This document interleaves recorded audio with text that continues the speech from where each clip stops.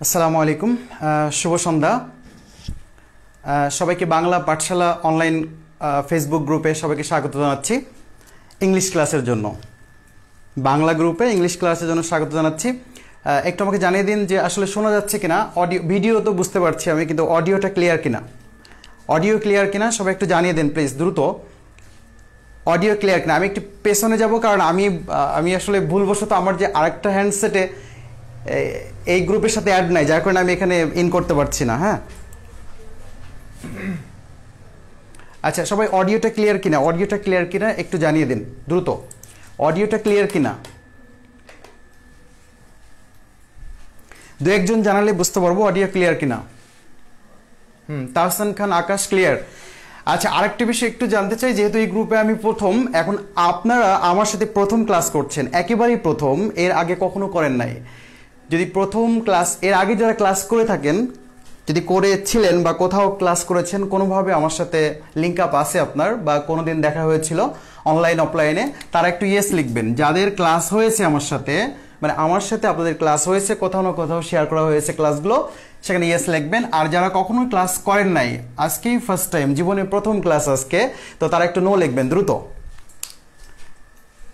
যারা আজকে জীবনের প্রথম ক্লাস করছেন আমার সাথে ওয়ালাইকুম সালাম যারা সালাম দিয়েছেন তারা একটু নো লিখবেন আর যারা এর আগে ক্লাস করেছেন আগেকার পার্টিসিপেন্ট যারা আছেন আগে থেকে ক্লাস করেছেন বা আগে থেকে আমাকে চেনেন ইয়েস আর কখনো দেখেন নাই ফার্স্ট ক্লাস এটা হচ্ছে নো একটু দ্রুত লিখে ফেলি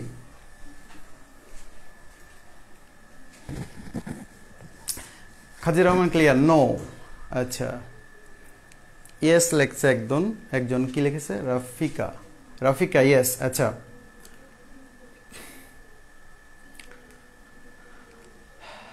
জি আজকে প্রথম নো হ্যাঁ আজকে প্রথম হলে নো লিখি খাদিজা রহমান করেছি আচ্ছা রাজা নো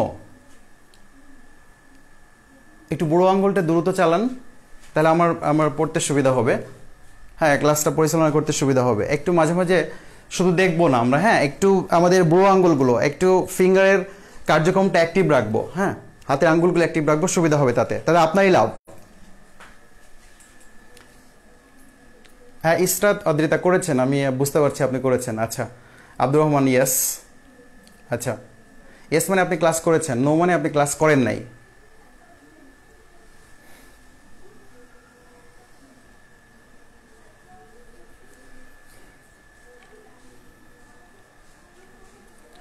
আচ্ছা ফারজু জিকে ইয়েস কি ব্যাপার আমার স্টুডেন্ট কেন এখানে অনেকে তো ইয়েস লিখতেছেন আচ্ছা একটু দ্রুত আগাই আর এই ক্লাসটি এত গুরুত্বপূর্ণ যে ক্লাসটি আমরা নিব উপরে টাইটেল দেখে বুঝতে পারছেন জেরান্ড অ্যান্ড পার্টিসিপল তাই না টাইটেল দিয়ে দিয়েছি জেরান্ড অ্যান্ড পার্টিসিপল এটা বিসিএস সহ বাংলাদেশের যত কম্পিটিটিভ এক্সাম রয়েছে অর্থাৎ চাকরির পরীক্ষাগুলো ইউনিভার্সিটি অ্যাডমিশন টেস্ট বা বিভিন্ন ধরনের যে কম্পিটিটরের সঙ্গে আপনার কম্পিটিশন হয় এই কম্পিটিশনে কিন্তু জেরান্ড পার্টিসিপলের সাথে আমাদের বাধ্য আমরা সম্পৃক্ততা বজায় রাখতে যার কারণে এটা একটা কনফিউজড একটা টপিক আমাদের প্রবলেম হয় এটা নিয়ে অনেকেই কনফিউশনে থাকে যে আসলে কোনটা জেরান্ড হবে কোনটা পার্টিসিপল এটা আজকের ক্লাসে পানি হয়ে যাবে gerund and participle is equal to water আজকে ওয়াটার নিয়ে যাবেন তবে ওয়াটার বুড়িগঙ্গার না হ্যাঁ ওয়াটারটা বুড়িগঙ্গার না আজকে জেরান্ড পার্টিসিপল ইনশাল্লাহ যদি সবকিছু ঠিক থাকে এটা একদম পানির মতো হয়ে যাবে তবে এটা বুড়িগঙ্গার পানি না সেন্ট মার্টিন হ্যাঁ সেন্ট মার্টিন দ্বীপের বা নারিকেল জিঞ্জিরার ওই যে দ্বীপটা রয়েছে ওই পানির মতো ক্লিয়ার হয়ে যাবে একটু লিখে ফেলেন যারা ক্লাসটা আজকে প্রথম করতেছেন তারা নো লিখবেন আচ্ছা নো অনেকগুলো পাওয়া গেছে যাক অনেকে হয়তো এখনো সংযুক্ত হতে পারিনি আমরা love you sir thank you love you Sajal আচ্ছা নো হলেও প্রবলেম নাই ইয়েস যে হতে হবে সবসময় কিন্তু ইয়েস ভালো না তাই না সবকিছু পজিটিভ কি ভালো বলেন কোভিড-19 কি ভালো পজিটিভ হলে ভালো না নো কিন্তু আমাদের দরকার আছে no means next opportunity next opportunity তাহলে আমরা পরবর্তী সুযোগটা নেব যারা আজকে প্রথম ক্লাস করছি দেখবেন যে আপনাদের জন্য একটা অপরচুনিটি একটা সুযোগ ওয়েট করছে ওকে তাহলে আমরা চলে যাচ্ছি ক্লাসে সময় ক্ষেপণ করা যাবে না তাহলে ইয়েস আমরা পেয়েছি নো থাকলে এটা আসলে ভালো কিছু ওয়েট করছে আপনার জন্য, নো মানে নেক্সট অপরচুনিটি।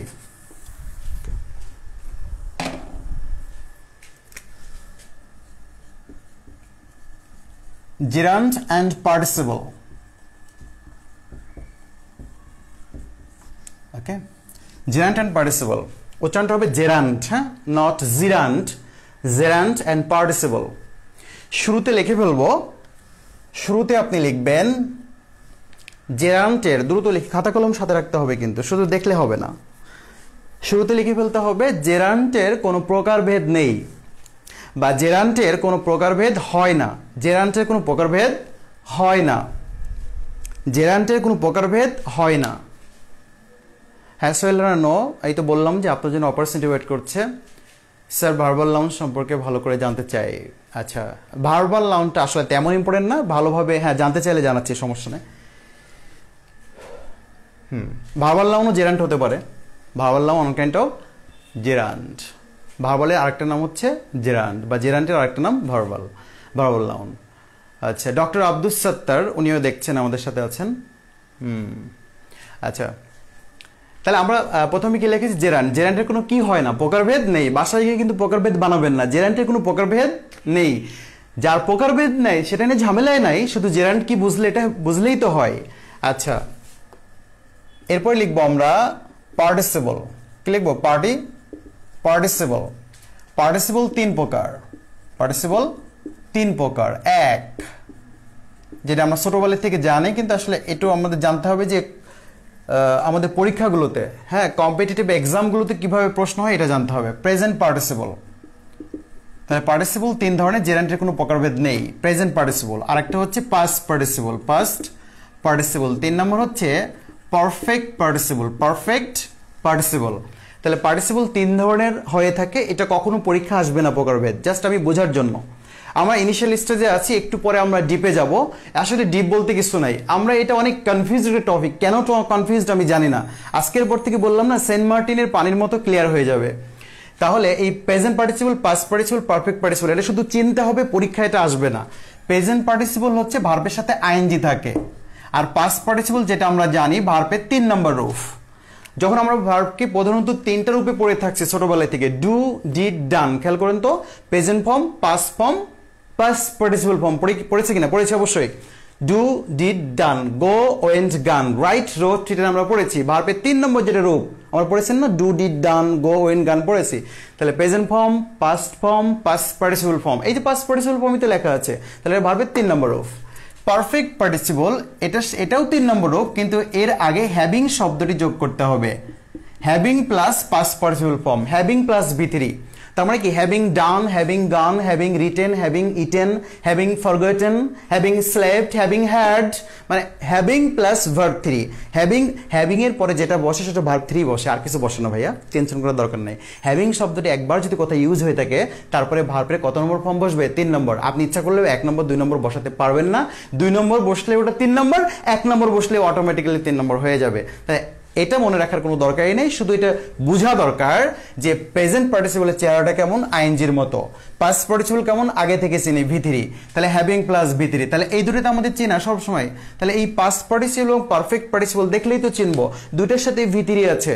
একটা হচ্ছে শুধু V3, একটা V3-র আগে হ্যাভিং শব্দটি যোগ হবে, আর হ্যাভিং শব্দটি যোগ হলেই ওই V3টা হয়ে যাবে পারফেক্ট পার্টিসিপল। নামটা পরিবর্তন হচ্ছে, কি হচ্ছে? Perfect participle. আর এটা হচ্ছে পাস্ট পার্টিসিপল, পারফেক্ট পার্টিসিপল। পরীক্ষায় কিন্তু এই যে ইদানিং 2টা BCSE কিন্তু পাস্ট পার্টিসিপল পরীক্ষা এসেছে, এখনো পারফেক্ট পার্টিসিপল আসেনি, আসতে পারে, আসলে খুবই সোজা, V3 থাকবে, এর আগে হ্যাভিং শব্দটি যোগ থাকবে। আশা করি বুঝতে পেরেছেন। তাহলে প্রশ্ন কিভাবে হতে পারে দেখেন, খুব সহজে আমরা বুঝতে পারবো। তাহলে এই দুইটা, 2 নম্বর এবং 3 নম্বর নিয়ে আমাদের কোনো সমস্যা নাই। 2 নম্বর 3 নম্বর সবসময় পার্টিসিপল হবে, একটা পাস্ট পার্টিসিপল, একটা পারফেক্ট পার্টিসিপল। তাহলে কিভাবে পরীক্ষা আসবে একটু দেখেন। হি টুক আ, খুবই সোজা, এটা দেখলেই চেনা যায়। He took a broken glass, he took a broken glass, সে একটি ভাঙা গ্লাস পেল। আচ্ছা, তাহলে যদি এভাবে বলা হয়, he got the stolen money, stolen money, stolen নিচে দাগ দেওয়া রয়েছে, একটু খেয়াল করি আমরা। মাই written, my written exam বা exams running, my written exams are running বা going on, যে কোনো একটা লিখেন আপনি running, তার আমার লিখিত পরীক্ষা চলছে। তাহলে written এর নিচে দাগ দেওয়া আছে। তাহলে দেখেন তো এটা বোঝা যায় কিনা, ভার্বের যে 3 নম্বর রূপ, ভার্বের 3 নম্বর রূপ, ভার্বের 3 নম্বর রূপ বলছে, তাহলে কি কালকে ক্লাস, আচ্ছা ভার্বের 3 নম্বর রূপ যেটা দেখেন, break, broke, broken, steal, stole, stolen, write, wrote, written. তাহলে এর নিচে দাগ দেওয়া আছে, তাহলে এর নিচে যদি আন্ডারলাইন থাকে তাহলে আন্ডারলাইন কিন্তু ওয়ার্ড, এটা কোন পার্টিসিপল, এটাকে আমরা বলতে পারবো না এটা পার্টিসিপল কিনা। আচ্ছা কোন পার্টিসিপল এটাও পরীক্ষায় আসে নাই, এটা কি জেরার নাকি পার্টিসিপল, তাহলে অবশ্যই এটা পার্টিসিপল। কোন পার্টিসিপল যদি বলা হয় তাহলে পাস্ট পার্টিসিপল, ভার্বের 3 নম্বর রূপ। এই ভার্বের 3 নম্বর রূপ মানেই হচ্ছে পাস্ট পার্টিসিপল, পাস্ট পার্টিসিপল। তাহলে এটা আমরা চিনতে পারবো না, পাস্ট পার্টিসিপল অবশ্যই চিনতে পারবো। যদি এরকম হয় দেখেন, a retired officer lives next door, next door মানে পাশের বাড়ি। তাহলে একজন অবসরপ্রাপ্ত অফিসার, কর্মকর্তা, লিভস নেক্সট ডোর, তাহলে পাশের বাড়িতে একজন অবসরপ্রাপ্ত কর্মকর্তা বাস করে বা থাকে। তাহলে এটা ছিল 38 প্রিলিমিনারি প্রশ্ন। আচ্ছা প্রশ্নের এখানে আন্ডারলাইন কোথায় ছিল, এই ওয়ার্ডটি নিচ্ছে রিটায়ার্ড। তাহলে রিটায়ার্ড হচ্ছে ভার্বের 3 নম্বর রূপ। তাহলে 3 নম্বর রূপে যদি আন্ডারলাইন থাকে এটা অবশ্যই কি হবে, পাস্ট পার্টিসিপল। এখানে পাস্ট পার্টিসিপলও চাইনি, শুধু পরীক্ষক চাইছে পার্টিসিপল কিনা, তাহলে ওটা অবশ্যই পার্টিসিপল, এটা জেরার নয়। আবার দেখেন, a lost opportunity, লস্ট নিতে দাগ দেওয়া আছে, নেভার রিটার্নস, 40তম সর্বশেষ বিশেষ প্রিলিমিনারি পরীক্ষা আসছে যে হারানো সুযোগ কখনো আর ফিরে আসে না, তাহলে এরকম আসতে পারে যে লস্ট আমব্রেলা, লস্ট মানি, নেভার রিটার্নস, যেভাবে আসুক। তাহলে এটা ভার্বের 3 নম্বর রূপ, এটা হবে পার্টিসিপল। আর যদি আরো আইডেন্টিফাই করতে দেয় তাহলে হবে পাস্ট পার্টিসিপল। কি হবে, পাস্ট পার্টিসিপল। তাহলে 5 নম্বরটা দেখেন আপনি, 1 2 3 4 কোনো প্রবলেম নাই, 1 2 3 4 5 কোনো প্রবলেম। 6 নম্বরটা আমরা দেখি, 6 সাথে একটু দেখেন, 6 having done the class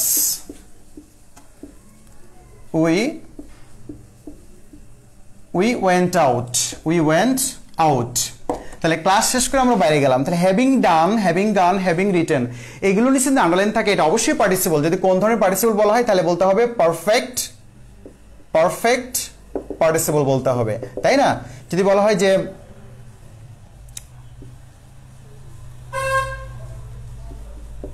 having গান টু মার্কেট, দেখেন এখানে আন্ডারলাইন করা হলো, I bought some books, বাজারে গিয়ে আমি কিছু বই কিনলাম।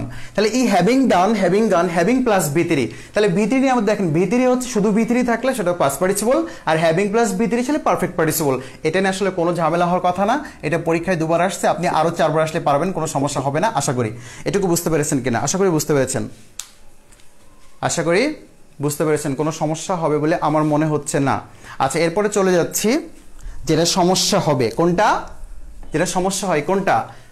ওই যে প্রেজেন্ট পার্টিসিপলে যে আইএনজি রূপটা ছিল, আইএনজি ভার্বের সাথে আইএনজি, আর আরেকটা হচ্ছে জেরান্টের চেহারাও আইএনজির মতো। তাহলে এই দুটো চেহারা একই রকম, এই জন্য আমাদের আইডেন্টিফাই করতে প্রবলেম হয় যে কোন আইএনজি জেরান্ট আর কোন আইএনজি পার্টিসিপল, তাই না? তাহলে দুটো চেহারা তো একই রকম, চেহারা দেখে বিবেচনা করা যাবে না। চিনি লবণের চেহারা খুব কাছাকাছি, কাক এবং কোকিলের চেহারা খুব কাছাকাছি। তাহলে এটার আসলে অ্যাক্টিভিটিসগুলো বা পছন্দের ব্যাপারটা বা আইডেন্টিফিকেশন একরকম কখনোই হতে পারে না। তাহলে এটাই জানতে হবে যে কোন আইএনজি জেরান্ট আর কোন আইএনজি পার্টিসিপল। আশা করি পাস্ট পার্টিসিপল পারফেক্ট পার্টিসিপলে কোনো কথা নেই, কোনো কথা হবে না। যদি প্রশ্ন থাকে তাহলে দিতে পারেন, প্রশ্নের অ্যান্সার হয়ে যাবে এবং পানির মতো ক্লিয়ার হবে। সেন্ট মার্টিন বলেছি, তাহলে এই আইএনজি নিয়ে প্রবলেম, কোন আইএনজি জেরান্ড, কোন আইএনজি পার্টিসিপল, টিচাররা যেটা শিখিয়ে থাকে বা দীর্ঘদিন ধরে যেটা আমাদের সমাজে চলে আসছে সেটা হচ্ছে ভার্বের সাথে আইএনজি যোগ করে নাউনের মতো কাজ করলে সেটা জেরান্ড, আর ভার্বের সাথে আইএনজি যোগ করে অ্যাডজেক্টিভের মতো কাজ করলে সেটা পার্টিসিপল। 100% ভুয়া কথা। এবং এই তথ্য মুখস্থ করে, এই সংজ্ঞা মুখস্থ করে পরীক্ষার হলে আপনি পার পাবেন না, আসলেই পার পাওয়া যায় না এবং এটা নিয়ে সমস্যা হয়। এই তথ্য একেবারে মিথ্যা, তবে কিছুটা সত্য, কিছুটা সত্য এটা জেনেই যখন পরীক্ষা যায় তখনই প্রবলেমটা হয়। আশা করি যদি এইটাকে চ্যালেঞ্জ করতে চান আমার সাথে যে এই তথ্যটা ভুয়া কিনা, এটা আমি চ্যালেঞ্জ করব যে ভার্বের সাথে আইএনজি যোগ করে নাউনের মতো কাজ করলে তা জেরান্ড, আর ভার্বের সাথে আইএনজি যোগ করে অ্যাডজেক্টিভ মতো কাজ করলে তা পার্টিসিপল। এই কথাটি সত্য না, কিছুটা সত্য, কিছুটা, যেটা দিয়ে পরীক্ষায় আপনি পার পাবেন না। আসেন তাহলে আমাকে কিভাবে জানতে হবে, আর এটা জেনেই লাভ কি, যেটা আপনি মুখস্থ রেখেছেন যে ভার্বের সাথে আইএনজি যোগ করে অ্যাডজেক্টিভ মতো কাজ করলে সেটা পার্টিসিপল হবে বা প্রেজেন্ট পার্টিসিপল হবে। আচ্ছা, এখন পরীক্ষার হলে গিয়ে দেখলেন আইএনজি ঠিক যোগ করা আছে, কিন্তু সেটা কিসের মতো কাজ করছে আপনি বুঝতে পারছেন না। একবার চিন্তা করছেন যে এই তুমি কিসের মতো কাজ করছো, তুমি কি নাউনের মতো কাজ করছো নাকি তুমি অ্যাডজেক্টিভ মতো কাজ করছো, বলো না একটু, আমি কোনটা অ্যান্সার করবো বলো না প্লিজ। তুমি যদি বলো আমি নাউনের মতো কাজ করবো তাহলে আমি জেরান্ড অ্যান্সার করবো, আর তুমি যদি একটু বলে দাও যে তুমি অ্যাডজেক্টিভের মতো কাজ করছো তাহলে আমি এটা পার্টিসিপল দেবো, বলো না, তখন কিন্তু সে বলবে না, মুখ ফুটে কথা বলবে না, অযথা। তাহলে এই সংজ্ঞাগুলো মুখস্থ করে খুব বেশি লাভ হবে না। ওকে, তাহলে আমরা চলে যাব প্রথম জেরান্ডে। তাহলে দুটো চেহারা কিন্তু একই রকম, প্রবলেম কোথায়, আইএনজি নিয়ে। আমি আবারও বলছি প্রবলেম কিন্তু আইএনজি নিয়ে, বাকি দুটো কিন্তু প্রবলেম নাই। এক আইএনজি জেরান্ড আর এক আইএনজি পার্টিসিপল, পার্টিসিপল মানে প্রেজেন্ট পার্টিসিপল, দুটো পার্টিসিপলতে প্রবলেম নাই। তাহলে কোন আইএনজি জেরান্ড, কোন আইএনজি পার্টিসিপল, দুটাই তো আইএনজি, হাই হাই করবো কি, তাই না? এখানে প্রবলেম। তাহলে আমরা একটু লিখে ফেলি। আমরা প্রথমে লিখবো জেরান্ড। প্রথমে কি লিখবো, জেরান্ড। প্রথমে জেরান্ডের সংজ্ঞাটা লিখে ফেলি, জেরান্ড।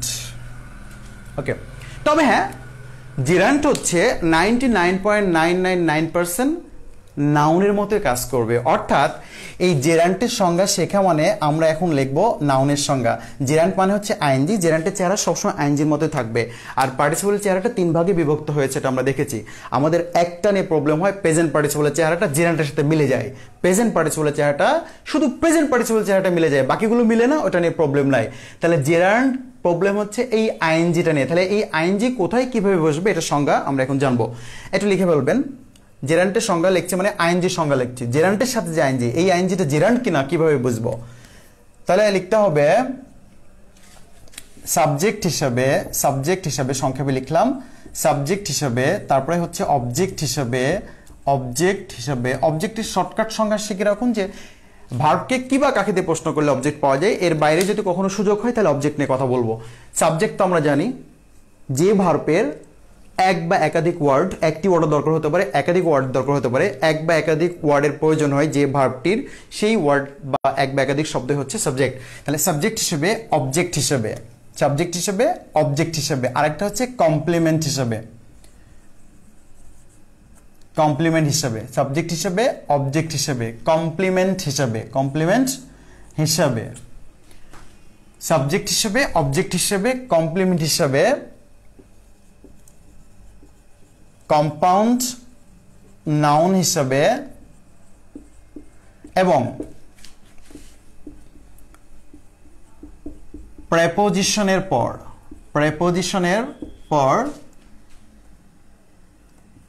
যে আইএনজি থাকে, হ্যাঁ, যে আইএনজি থাকে সেটার নামই কি, জেরান্ড। আবারও বলছে, একটু ভালো করে বুঝেন, কয়টা আছে, 1 2 3 4 5, এই 5টি বিষয়। সাবজেক্ট হিসেবে যদি কোনো আইএনজি বসে থাকে চোখটা বন্ধ করে ওটা হবে জেরান্ড। অবজেক্ট হিসেবে কি বা কাকের উত্তরে যদি আইএনজি বসে থাকে তাহলে অবশ্যই হবে কি, জেরান্ড। এরপরে কমপ্লিমেন্ট হিসাবে যে আইএনজিটা বসে থাকবে সেন্টেন্সে সেটা হবে জেরান্ড। আরেকটা হচ্ছে কম্পাউন্ড নাউন হিসাবে যে আইএনজিটা বসে থাকবে সেটা হবে জেরান্ড, এবং প্রেপোজিশনের পরে যে আইএনজিটা থাকবে সেটা হবে জেরান্ড। এই 5টা জায়গা, হাতের 5টা আঙ্গুল, এই জেরান্ড পার্টিসিপলের ক্ষেত্রে এই 5টা কথা মনে রাখলে হবে, এবং নাউনের ক্ষেত্রেও এই 5টা কথা মনে রাখলে চলবে। পসেসিভের পরে নাউন কেস বসে, যা পরীক্ষা আসে না সে নিয়ে আপনার টেনশন নেই। টেনশন হচ্ছে 5টা বিষয় নিয়ে। এই 5টা বিষয়ে যেটা বসে সেটা হচ্ছে নাউন, চেহারাগুলো যদি আইএনজির মতো থাকে সেটা হচ্ছে জেরান্ড। এই 5টা জায়গায় যা বসে নাউন, চেহারা যদি আইএনজির মতো হয় থাকে জেরান্ড। খেয়াল করেন, সাবজেক্ট হিসেবে যা বসে তা নাউন, যদি চেহারাটা আইএনজি হয় তাহলে এটাকে বলবো জেরান্ড। যদি অবজেক্ট সেটা বলবো নাউন, অবজেক্ট মানেই নাউন, হতে পারে প্রোনাউন, যাই নাউন তাহাই প্রোনাউন।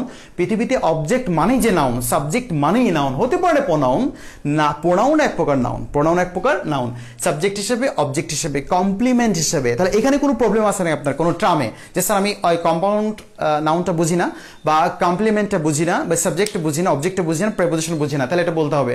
আবারও বলছি, সাবজেক্ট হিসেবে জাইনজি বসে, অবজেক্ট হিসেবে জাইনজি বসে, কমপ্লিমেন্ট হিসেবে জাইনজি বসে, কম্পাউন্ড নাউন হিসেবে জাইনজি বসে, প্রেপোজিশনের পরে জাইনজি বসে, সেটার নাম হচ্ছে জেরান্ড। আর বাকি যে জায়গায় যা কিছু বসে সব পার্টিসিপল। তাহলে আমি পার্টিসিপলের সংজ্ঞা কিন্তু শিখবো না, মাথায় রাখি। পার্টিসিপলের সংজ্ঞা আমার শেখার দরকার নাই। সাবজেক্ট হিসেবে, অবজেক্ট হিসেবে, কমপ্লিমেন্ট হিসেবে, কম্পাউন্ড নাউন হিসেবে এবং প্রেপোজিশনের পরে যে আইএনজি বসে সেটার নামই জেরান্ড। এর বাইরে যত আইএনজি আছে সবগুলো প্রেজেন্ট পার্টিসিপল, এর বাইরে যত আইএনজি আছে সবগুলো প্রেজেন্ট পার্টিসিপল।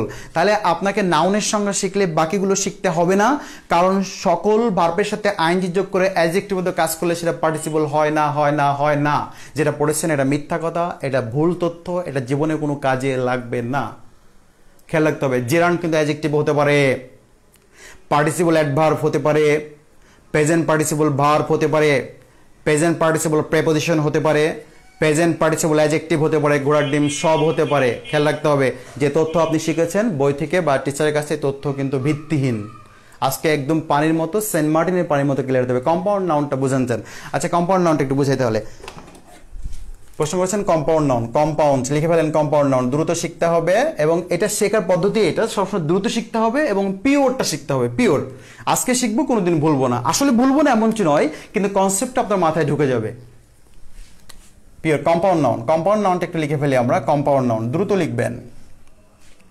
কম্পাউন্ড নাউন লেখেন একাধিক ওয়ার্ড বা একাধিক শব্দ, একাধিক ওয়ার্ড, একাধিক ওয়ার্ড। কম্পাউন্ড নাউনের সংজ্ঞাটা লিখে ফেলুন, কম্পাউন্ড নাউনের ভুল হবে না।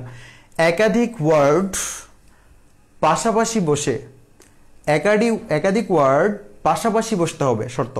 একাধিক ওয়ার্ড বা একাধিক শব্দ পাশাপাশি বসে একটি মাত্র, লেখেন একটি মাত্র নাম বোঝালে, একটি মাত্র নাম বোঝালে তা কম্পাউন্ড নাউন। আবারও বলছি, পাশাপাশি একাধিক ওয়ার্ড বা পাশাপাশি একাধিক ওয়ার্ড বা একাধিক পাশাপাশি ওয়ার্ড, সমস্যা না, আপনি কনসেপ্টটা বুঝলেই হলো। সংজ্ঞা আপনি যে কোনোভাবে বানাতে পারেন। একাধিক ওয়ার্ড মানে একটার অধিক ওয়ার্ড হতে হবে, শর্ত হচ্ছে দুটা হতে পারে, তিনটা হতে পারে, চারটা হতে পারে, একটার অধিক। একাধিক ওয়ার্ড পাশাপাশি বসে একটি মাত্র, অনলি ওয়ান নেম, একটি মাত্র নাম প্রকাশ করলে, একটি মাত্র নাম বোঝালে তা কম্পাউন্ড নাউন। ভালো করে বুঝি, তাহলে পাশাপাশি বসতে হবে একাধিক ওয়ার্ড, একটি ওয়ার্ড না, একের অধিক, একটা বেশি ওয়ার্ড পাশাপাশি বসতে হবে। সেটা গায়ের সাথে লাগানো থাকতে পারে, মাঝখানে স্পেস দিয়েও থাকতে পারে, পাশাপাশি বসতে হবে। যেমন ধরুন ক্লাস একটা শব্দ, ক্লাস একটা নাউন বা একটা শব্দ, নাউনই হতে হবে তা না, ওয়ার্ড বলেছি কিন্তু একাধিক ওয়ার্ড, একাধিক নাউন বলেনি, একাধিক ওয়ার্ড সবসময় নাউন হতে হবে তা না। একাধিক ওয়ার্ড একত্রিত হয়ে পাশাপাশি বসে একটি মাত্র নাম প্রকাশ করলে তা কম্পাউন্ড নাউন। ক্লাসরুম, দেখেন রুম একটা শব্দ, ক্লাস একটা শব্দ, পাশাপাশি বসেছে, পাশাপাশি বসেছে, এটা একটা শব্দ হয়েছে, দুইটা শব্দ হতে পারে, এটা সমস্যা না। হেডমাস্টার, তাহলে ক্লাসরুম এটা হচ্ছে কম্পাউন্ড নাউন। একাধিক ওয়ার্ড পাশাপাশি বসে একটি মাত্র, বিশ্বাস করেন একটি নামকে বোঝাচ্ছে। এই ক্লাসরুম মানে শ্রেণীকক্ষ, ক্লাসরুম মানে শ্রেণীকক্ষ, দুটো মিলে একটি নাম বোঝাচ্ছে। যদি বলি গার্লফ্রেন্ড, দেখেন গার্ল একটা শব্দ, ফ্রেন্ড, ফ্রেন্ড আর একটা শব্দ, তাহলে গার্লফ্রেন্ড এটা দুটো মিলে একটা শব্দ হয়ে গেল। তাহলে পাশাপাশি একাধিক ওয়ার্ড পাশাপাশি বসে একটি মাত্র নাম প্রকাশ করলে সেটাই হবে কম্পাউন্ড নাউন। এরকম যদি আপনি বলেন হেডমাস্টার, আপনি বললেন হোমওয়ার্ক, আপনি ঢাকা ইউনিভার্সিটি, তাহলে ঢাকা ইউনিভার্সিটি কিন্তু আলাদা আলাদা নাম না, দুটো মিলে একটি নাম, বিশ্বাস করেন দুটো মিলে একটা নাম। সাকিব আল হাসান, তাহলে সাকিব আল হাসান কিন্তু তিনজনের নাম নয়, বিলিভ মি, তিনজনের নাম নয়। এক একজন পীর সাহেবের যদি নাম আপনি পড়েন, এই যে সাইনবোর্ডের নাম শুরু করবেন, কোথায় যে শেষ হবে আসল নাম খুঁজেই পাবেন না, পুরাটাই একটা নাম, পুরাটাই একটা নাম। নাসিমা আক্তার একটা নাম, দুইটা নাম নয়, এটা হচ্ছে প্রপার নাউন, এটা হচ্ছে এটাই হচ্ছে compound noun. Girlfriend, boyfriend, classroom, এরপরে যদি বলি সানলাইট, টুথব্রাশ, হেয়ার ব্রাশ, অনেক কিছু বলা যাবে, তাই না? যদি আপনি বলেন এরকম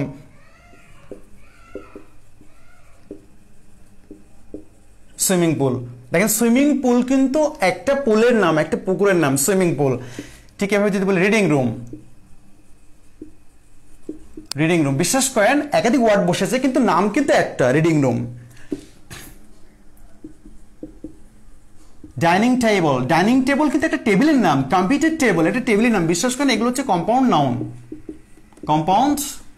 নাউন। যদি বলি ড্রাইভিং লাইসেন্স, তাহলে একটা নাম কিন্তু ড্রাইভিং লাইসেন্স একটা, ড্রাইভিং একটা, শব্দ দুটা কিন্তু নাম একটা, একটি মাত্র নাম প্রকাশ করবে, তাই না? আপনি যদি বলেন যে ওয়েটিং লিস্ট, আমি ওয়েটিং লিস্টে নাই দোস্ত, মানে ওয়েটিং লিস্ট কিন্তু একটা, ওয়েটিং লিস্ট। যদি বলেন ওয়াশিং মেশিন, বিশ্বাস করেন ওয়াশিং মেশিন একটা মেশিনের নাম, দুটো শব্দ নয়, এটাকে বলা হচ্ছে কম্পাউন্ড নাউন। এটা কি বলা হচ্ছে? Compound noun. আচ্ছা, কোনো সমস্যা হলে কমেন্টে জানাতে হবে, আমি এটা সঙ্গে সঙ্গে অ্যান্সার করছি। স্যার অবজেক্ট হিসেবে এক্সাম্পল জানতে চাচ্ছিলাম, অবজেক্ট হিসেবে। আচ্ছা অবজেক্ট আমি ডিপে যাবো না, তাহলে খুব সংক্ষেপে বলছি। স্যার কমপ্লিমেন্টটা বুঝি না। আচ্ছা কমপ্লিমেন্টটা বুঝিয়ে দিচ্ছি। আচ্ছা অবজেক্ট, এখানে কে লিখেছে? অবজেক্ট একজন জানতে চেয়েছেন, হ্যাঁ আঞ্জুমান স্বর্ণা একজন উনি জানতে চেয়েছেন। আর কোনো অবজেক্টের প্রবলেম আছে কিনা দেখি। কম্পাউন্ড নাউনটা, আচ্ছা কমপ্লিমেন্টটা বলছি। আচ্ছা অবজেক্ট শুধু মনে রাখতে হবে যে ভার্বের পরে কোনো কিছু বসলে সেটা কিন্তু অবজেক্ট না। এই subject plus verb plus object, এই কথাটা মিথ্যা, কিছুটা সত্য। এই কথাটা মিথ্যা, কিছুটা সত্য। এই কিছুটা সত্য দিয়ে পরীক্ষা কভার করা যাবে না, মাথায় রাখি। কিছুটা সত্য দিয়ে পরীক্ষা কভার করা যাবে না। টিচাররা একটু চালাকি করে শেখায় এখন আবার subject plus verb plus extension, বর্ধিত অংশ যা আছে সব মধ্যে কি আছে জানি না, টিচারও জানি না, আমরাও জানি না, এভাবে কিন্তু পাস করে আসছে, এভাবে চলে যাচ্ছে। তাহলে এই যে ভার্ব, তাহলে এই ভার্বের পরে অবজেক্ট আছে কি না আছে জিজ্ঞেস করতে হবে ভার্বকে। এই ভার্ব তুমি বলো তো, তোমার পরে কি অবজেক্ট তুমি নিয়েছো? সবসময় কিন্তু ভাই অবজেক্ট থাকবে না, মাথায় রাখতে হবে। ভার্বের পরে অ্যাডজেক্টিভ থাকতে পারে, ভার্বের পরে অ্যাডভার্ব থাকতে পারে, ভার্বের পরে কমপ্লিমেন্ট সহ আরও অনেক কিছু থাকতে পারে, ভার্বের পরে প্রেপোজিশন থাকতে পারে, ভার্বের পরে কনজাংশন থাকতে পারে। তাহলে এই ভার্বকে জিজ্ঞেস করার পালা তারপরে অবজেক্ট আছে কিনা। তাহলে অন্তত আপনি একটু শর্টকাট শিখেন। আমি বলছি এদিকে গেলে সময় আমি পাবো না। ভার্বকে যদি কি বা কাকে দিয়ে প্রশ্ন করেন, শুধু কির উত্তর এবং কাকের উত্তর, কি মানে হোয়াট, আর একটা হচ্ছে কাকে মানে হচ্ছে হোম। এই হোয়াট আর হোমের উত্তর যদি ভার্বের পরে থাকে তবেই সেই ভার্বের অবজেক্ট আসে, নচেত নয়। এরপরে দেখা যাবে বসে আছে কমপ্লিমেন্ট, বসে আছে অ্যাডভার্ব, বসে আছে প্রেপোজিশন, অনেক কিছু বসে থাকতে পারে। তাহলে ভার্বকে প্রশ্ন করতে হবে দুইটা ডব্লিউএস ওয়ার্ড দিয়ে। সবসময় দুইটা ডব্লিউএস ওয়ার্ড সমান হচ্ছে অবজেক্ট, মাথায় রাখতে হবে।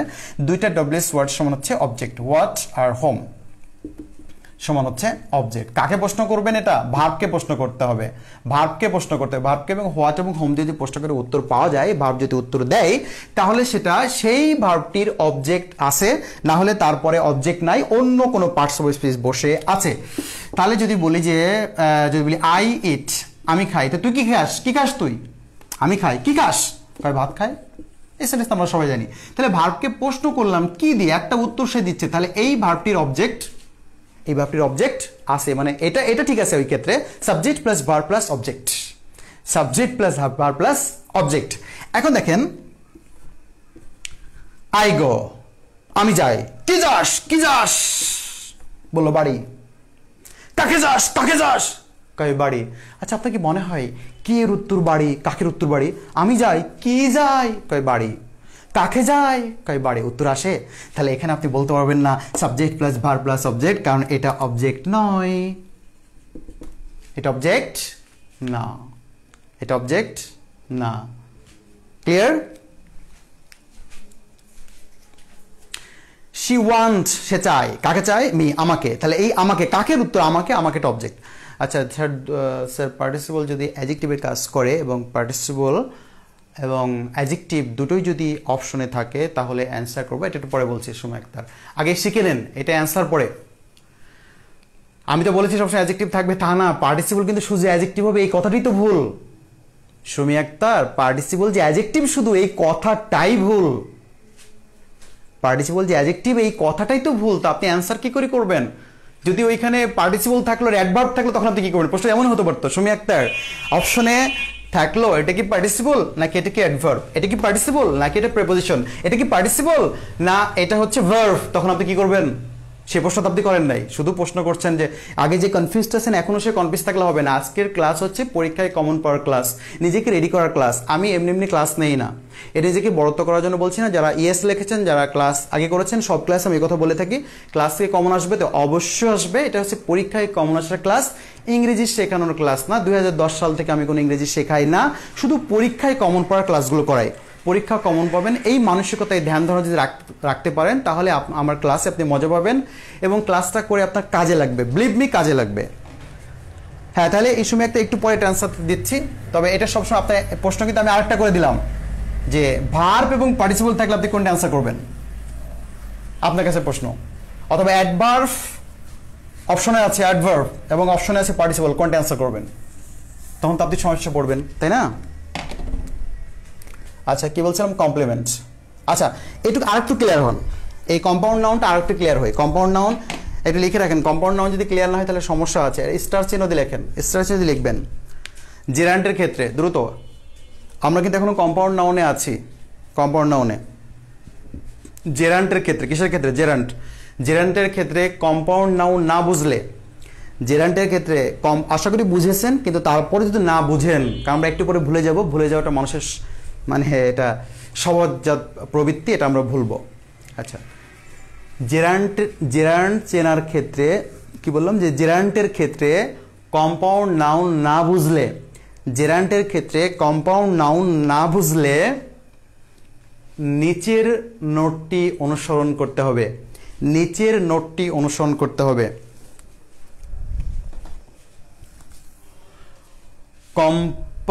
জেরান্টের ক্ষেত্রে কম্পাউন্ড নাউন না বুঝলে নিচের নোটটি অনুসরণ করতে হবে। এখন এই নোটটিকে খেতে হবে। হ্যাঁ, যদি কম্পাউন্ড নাউন আপনি না বুঝে থাকেন এরপরেও, তাহলে অসীম মেশিন যদি আপনি না বুঝে থাকেন, তখন আমার কি করা উচিত? তখন এই নিচের নোটটিকে ফলো করতে হবে জেরান্ট চেনার ক্ষেত্রে। জেরান্ট আপনি ধরতে পারতেছেন না সেই ক্ষেত্রে। আচ্ছা, লিখে রাখবো কোনো বাক্যে, লিখেন কোনো বাক্যে। আচ্ছা, আমি লিখতে পারলে ভালো হতো, কিন্তু সময় নষ্ট হবে। কোনো বাক্যে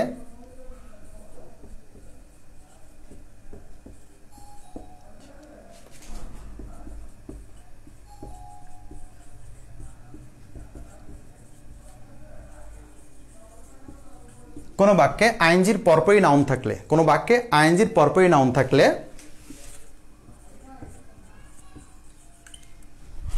ওই নাউনকে সাবজেক্ট ধরে, ওই নাউনকে সাবজেক্ট ধরে, ওই নাউনকে সাবজেক্ট ধরে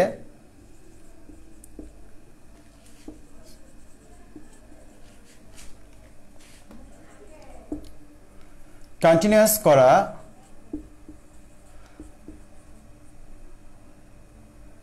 বা কন্টিনিউয়াস, আরো সুন্দর করে লিখি, কন্টিনিউয়াস করতে না পারলে, কন্টিনিউয়াস করতে না পারলে তা জেরান্ট, আর পারলে পার্টিসিপল। পার্টিসিপল মানে কি? প্রেজেন্ট পার্টিসিপল পড়ছে কিন্তু এখন। পার্টিসিপল মানে কি? Present participle. আচ্ছা, না বুঝলে সমস্যা, শুধু লিখে রাখেন, বোঝানোর দায়িত্ব তো আমার, লেখার দায়িত্ব আপনার। কোনো বাক্যে যদি আইএনজির পরপরই নাউন থাকে, এটা আইএনজি আছে, এরপরে নাউন আছে, আইএনজির পরে নাউন থাকে। কোনো বাক্যে যদি আইএনজির পরপরই নাউন থাকে, ওই নাউনটাকে, আইএনজির পরপরই যে নাউনটা থাকবে, কোনো বাক্যে আইএনজির পরপরই নাউন থাকলে ওই নাউনটাকে সাবজেক্ট ধরে কন্টিনিউয়াস করতে না পারলে, কন্টিনিউয়াস করতে না পারলে, হ্যাঁ, কামরুল ইসলাম শুভকামনা, দোয়া রইল। স্যার এই লাইভটা ডিলিট করবেন না। আচ্ছা আচ্ছা, কোনো বাক্যে আইএনজির পরপরই নাউন থাকলে ওই নাউনটাকে সাবজেক্ট ধরতে হবে, ওই নাউনটাকে সাবজেক্ট ধরে কন্টিনিউয়াস করতে না পারলে তা জেরান্ট, আর কন্টিনিউয়াস করতে পারলে তা পার্টিসিপল। পারলে পার্টিসিপল মিল আছে, পারলে পার্টিসিপল, না পারলে জেরান্ট, পারলে পার্টিসিপল, না পারলে জেরান্ট। আমরা এক্সাম্পল দেখলে বুঝতে পারবো, কোনো সমস্যা নাই, শুধু একটু বুঝেন।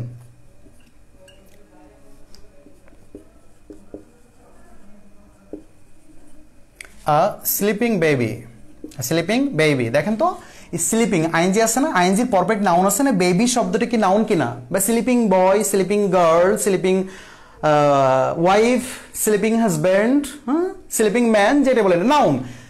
আমরা বলছিলাম যে আইএনজির পরপরই নাউন থাকলে, আইএনজির পরের অর্থে যে নাউন থাকে, আইএনজির পরের অর্থে যে নাউন থাকে, ভার্বের সাথে আইএনজি, বা যে একটা আইএনজি আছে ভার্বের সাথে তো আইএনজি হবে, তাহলে ভার্বের সাথে আইএনজির পরপরই যে নাউন থাকে, ওই নাউনটাকে সাবজেক্ট ধরে, তাহলে এটাকে পরে সাবজেক্ট ধরতেছি, আচ্ছা, স্লিপিং ড্রেস, স্লিপিং ড্রেস, বিশেষ করে ড্রেসটা নাউন, আইএনজি পরপরই নাউন থাকলে।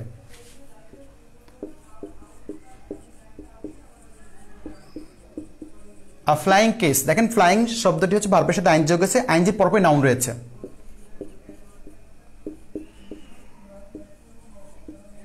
Flying bird, flying bird.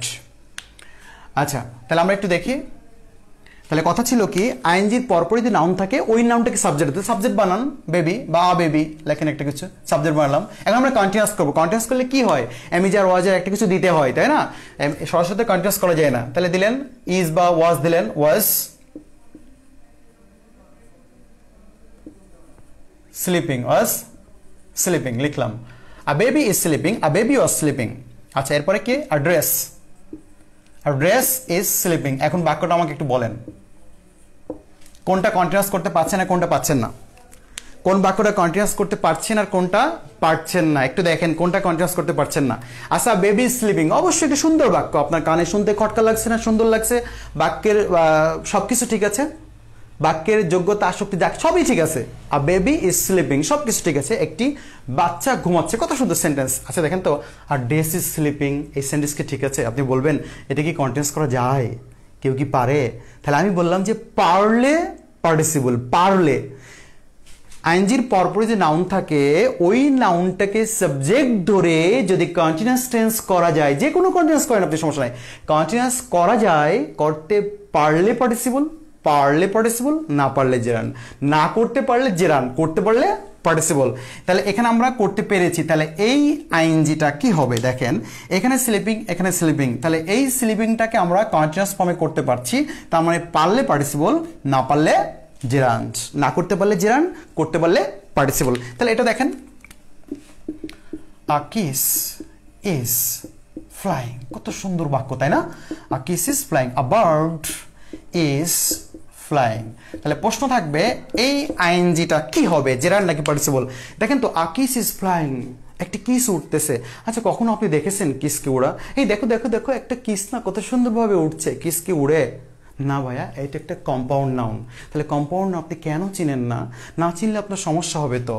এই স্লিপিং ড্রেস, এটা একটা ড্রেসের নাম, দুইটা ওয়ার্ড মিলে পাশাপাশি শব্দ বসে দুইটা ওয়ার্ড মিলে একটা নাউন হয়েছে, এই জন্য কম্পাউন্ড নাউন। কম্পাউন্ড নাউন সবসময়ের জন্য জেরান্ট হবে, কিন্তু এইখানে এই স্লিপিং বেবি এটা কম্পাউন্ড নাউন নয়, এটা কন্টিনিউয়াস করা যায় মানে এটা কম্পাউন্ড নাউন নয়, এটা হচ্ছে পার্টিসিপল, এটা অ্যাডজেক্টিভের ভূমিকা পালন করছে।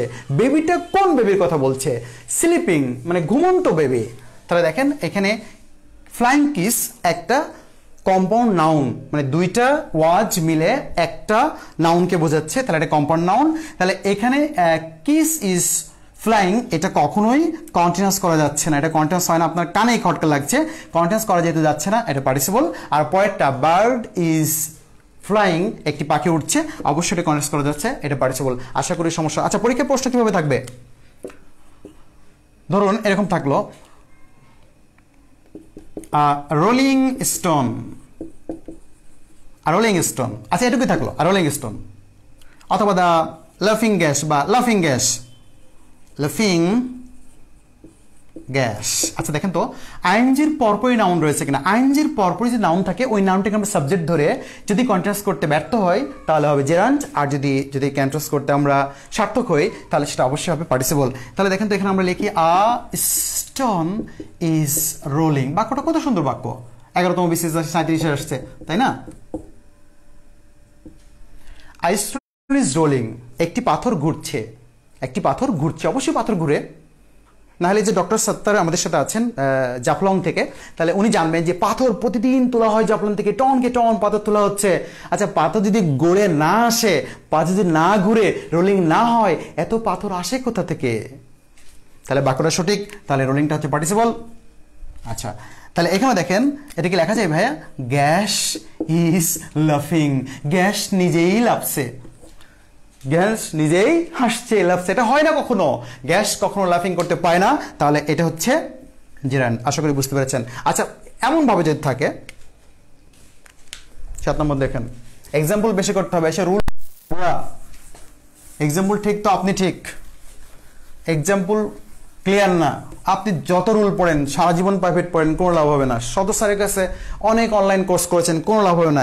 সব মজা হচ্ছে এক্সাম্পলে। আচ্ছা, এরপরে হচ্ছে 7।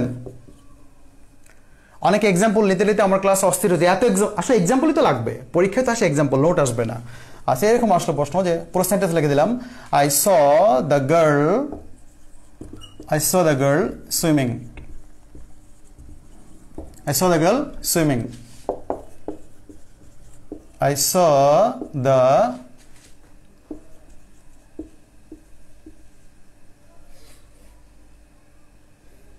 অথবা এরকম লিখলাম, আরো ইজি করে লিখলাম, একটু কাটাকাটি হলো।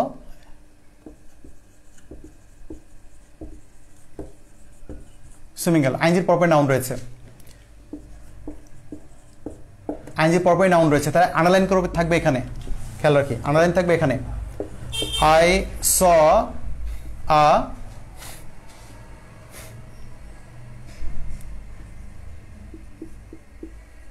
Ceiling fan. এই সিলিং ফ্যান, এটা কিন্তু এই সিলিং, এই স্পেলিংটা পরীক্ষা থাকে, সিলিং এর আন্ডারলাইন রয়েছে, আইনজির পরপর নাউন রয়েছে।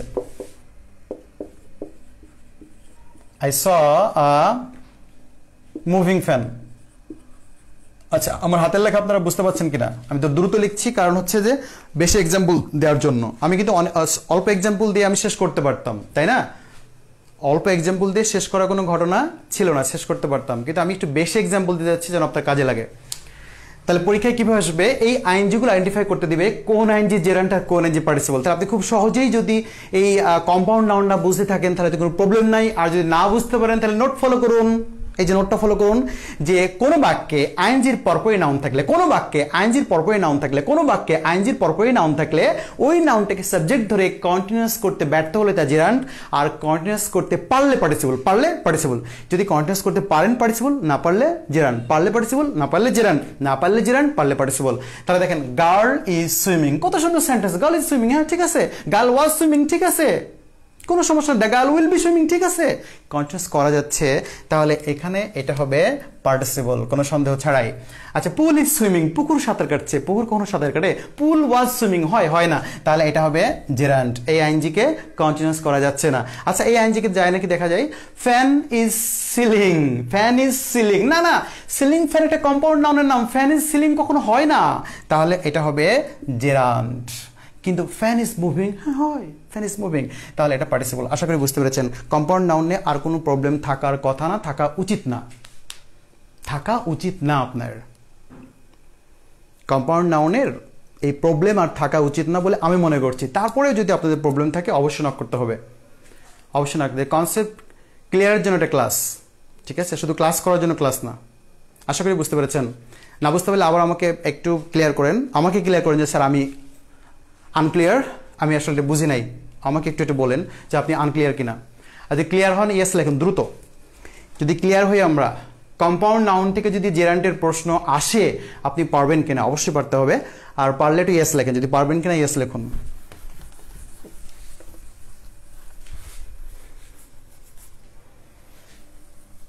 একটু পরপর পিছনে দিতে হচ্ছে এই কারণে, কারণ হচ্ছে আমার যে হ্যান্ডসেটের সাথে এই পাঠশালার এই কি যেন বাংলা পাঠশালার এই গ্রুপটার সাথে আমার অ্যাড নাই, যার কারণে আমি অন্য একটা হ্যান্ডসেট ইউজ করে আপনাকে সামনে থেকে করতে পারছি। সমস্যা নেই, আমার চেহারা দেখার তো কোনো দরকার নেই, ঠিক আছে, আপনি বুঝলেই হবে। হ্যাঁ, ইয়েস ইয়েস। আচ্ছা, একাধিক ইয়েস লিখেছেন, তার মানে আপনি বুঝতে পেরেছেন। আলহামদুলিল্লাহ, আগিয়ে যান, আপনাদের জন্য শুভকামনা রইল। প্রত্যেকটা টপিকই যদি এরকমভাবে, আসলে সহজ, ইংরেজি সহজ, কিন্তু আমাদের কঠিন করে ধরে রাখা হয়েছে। এটা ইংরেজদের একটা ষড়যন্ত্র আমি বলবো। আচ্ছা, ক্লিয়ার। তারপরে হ্যাঁ, কোনটা ক্লিয়ার না বলছিলেন? কমপ্লিমেন্ট। কমপ্লিমেন্টে আমরা চলে যাচ্ছি। প্রয়োজনে সাবজেক্ট অবজেক্টের পুরো একটা ভিন্ন ক্লাস হবে। তাহলে সাবজেক্ট অবজেক্টের যে ধারণাটা আপনার ভিতরে এতদিন ধরে রয়েছে, এই ধারণাটি থাকবে না। এবং যে সেন্টেন্সটাকে আপনি পূজা করতেন, subject plus verb plus subject, এই সেন্টেন্স, এই পূজা থেকে আপনাকে বের হতে হবে। আরো ভালো পূজা করার জায়গা রয়েছে, পূজার সময় চলতেছে, এই জন্য বললাম। কমপ্লিমেন্ট, কমপ্লিমেন্ট স্পেলিংটাও দেখতে হবে, এটা আমাদের ভুল হয়। অনেকে কমপ্লিমেন্ট এখানে আই লেখে, না, এটা হবে কমপ্লিমেন্ট। কমপ্লিমেন্ট অর্থ হচ্ছে সম্পূরক বা পরিপূরক। অর্থ কি? সম্পূরক বা পরিপূরক। তাহলে অর্থ দেখেও কিন্তু এটা মনে রাখা যায়, সম্পূরক বা পরিপূরক। তাহলে বোঝা যাচ্ছে এখানে সমান চিহ্নের ব্যবহার রয়েছে, একে অপরের পরিপূরক, একে অপরের সম্পূরক, দাঁড়িপাল্লার মতো। এপাশে পণ্য এপাশে বাটখারা যদি সমান সমান হয়ে থাকে তবেও ক্রেতা বিক্রেতা একটা রিলেশন তৈরি হয়। যদি সমান সমান না হয় তাহলে কখনো এটা ক্রেতা বিক্রেতা রিলেশন তৈরি হতে পারে না বা এখানে কোনো ব্যবসা বাণিজ্য হতে পারে না। তাহলে কমপ্লিমেন্ট শব্দের অর্থ হচ্ছে পরিপূরক বা সম্পূরক, পরিপূরক বা সম্পূরক, একে অপরের পরিপূরক, একে অপরের সম্পূরক, এরকম একটা ধারণা। তাহলে আমরা একটু দ্রুত লিখে ফেলেন কমপ্লিমেন্ট আসলে কি। বিভার, বিভার তো আমরা বুঝি নাকি, বিভার তো আমরা বুঝি, ওই সঙ্গে যাচ্ছি না, আপনি একটু বুঝলে হবে। এম ইজ আর বুঝলে হবে, এম ইজ আর, এটা যে বিভার এটা বুঝলে আপনার চলবে, বা ওয়াজ ওয়ার এটা যে বিভার এটা আপাতত বুঝেন তাহলে চলবে। তাহলে লেখেন বিভার্পের মানে এটা ব্যাকরে লিখেছি, মানে এম ইজ আর ওয়াজ আর এর বা বিভার্পের পরের অংশকে, বিভার্পের পরের অংশকে, বিভার্পের আচ্ছা লিখে দিচ্ছি, অনেকে আবার লেখার দিকে তাকায় থাকেন তাহলে তো সমস্যা। পরের অংশকে, বিভার্পের পরের অংশকে বিভার্পের আগে রিপ্লেস করা গেলে, রিপ্লেস তো আমরা বুঝি মানে আগের অংশকে তুলে পরের অংশকে আগে বসানো, আগের অংশকে পরে বসানো, এটা হচ্ছে রিপ্লেসমেন্ট, একে স্থানান্তর। বিভার্পের পরের অংশকে বিভার্পের আগে রিপ্লেস করা গেলে, বিভার্পের আগের অংশে লিখলে আরো ভালো হয়, আগের অংশে, বিভার্পের পরের অংশকে বিভার্পের আগের অংশে রিপ্লেস করা গেলে, এটা উল্টাও লিখতে পারি, বিভার্পের আগের অংশকে বিভার্পের পরের অংশে, মানে একে অপরের পরিপূরক। বিভার্পের পরের অংশকে বিভার্পের আগের অংশে রিপ্লেস করা গেলে তা কমপ্লিমেন্ট। আশা করি বুঝতে পেরেছেন। আচ্ছা, না বুঝলেও সমস্যা না, উদাহরণে যাচ্ছি, উদাহরণ দিলে আপনাকে বুঝতে হবে। মাই হবি ইজ রিডিং। বিভার্ব কোনটা? এটা। পরের অংশ কোনটা? রিডিং। আগে নিয়ে আসেন, লেখেন এভাবে, লেখেন রিডিং ইজ মাই হবি। লেখা যায় কিনা? যায় কিনা লেখা? কোনো সেন্টেন্সে কোনো ভুল আছে? তাহলে my hobby is reading, reading is my hobby, my hobby is reading, reading is my hobby. তাহলে এই মাই হবির কমপ্লিমেন্ট হচ্ছে রিডিং, রিডিং এর কমপ্লিমেন্ট হচ্ছে মাই হবি, একে অপরের পরিপূরক সম্পূরক। তাহলে ভালো করে বুঝি, ওয়াটার ইজ লাইফ। তাহলে ভাই এটাকে কি লেখা যায় না life is water, life is water. বিভার্বের পরের অংশকে বিভার্বের আগে রিপ্লেস করা, বিভার্বের আগের অংশকে বিভার্বের পরে রিপ্লেস করা, এটা হচ্ছে কমপ্লিমেন্ট। সোজা কথা, I am Mahbub, I am মাহবুব। তাহলে এখানে বিভার্ব কোনটি? এম। তাহলে আমি বলতে পারবো না মাহবুব এম আই, একই কথা, কোনো পার্থক্য নাই, বিশ্বাস করেন। এখন যদি আপনি বলেন যে রিডিং ইজ লার্নিং, আচ্ছা এটা কি লেখা যায় না ভাইয়া? লার্নিং, লার্নিং ইজ রিডিং, অবশ্যই লেখা যায়। আচ্ছা এটা কি লেখা যায় না? সিং ইজ বিলিভিং, আচ্ছা লেখা যায় না believing is Singh, believing is Singh. এটাই আসলে জেরান্ড, এটা আসলে জেরান্ড। কমপ্লিমেন্ট মানে হচ্ছে জেরান্ড, কমপ্লিমেন্ট মানে জেরান্ড। এখানে আন্ডারলাইন করা হলে এটা জেরান্ড হবে, এটা পার্টিসিপল হবে না। এখানে আন্ডারলাইন করে জেরান্ড হবে, এটা পার্টিসিপল হবে না। এখানে আন্ডারলাইন করে জেরান্ড হবে, এটা পার্টিসিপল হবে না। এখানে আন্ডারলাইন করে নাউন হবে কারণ আইএনজি নাই। এটা ওয়াটারটা নাউন হবে কারণ আইএনজি নাই, এটা নাউন হবে কারণ আইএনজি নাই। এটা নাউন হবে, নাউন হবে আইএনজি, আইএনজি থাকলে আমি বললাম সমস্ত নাউনের চেহারাটা যে আইএনজি হয়ে যায় এটার নাম আমরা কি দেবো তখন? জেরান্ড দেবো। আচ্ছা তাহলে লার্নিং এর আন্ডারলাইন করলে এটা জেরান্ড, সেকেন্ড আন্ডারলাইন করলে জেরান্ড, বিলিভিং আন্ডার জেরান্ড, এটা জেরান্ড, জেরান্ড, জেরান্ড। আচ্ছা তাহলে আসলে বুঝতে পেরেছি কমপ্লিমেন্ট নিয়ে আসলে কোনো প্রবলেম থাকার কথা না, আশা করি বুঝতে পেরেছেন।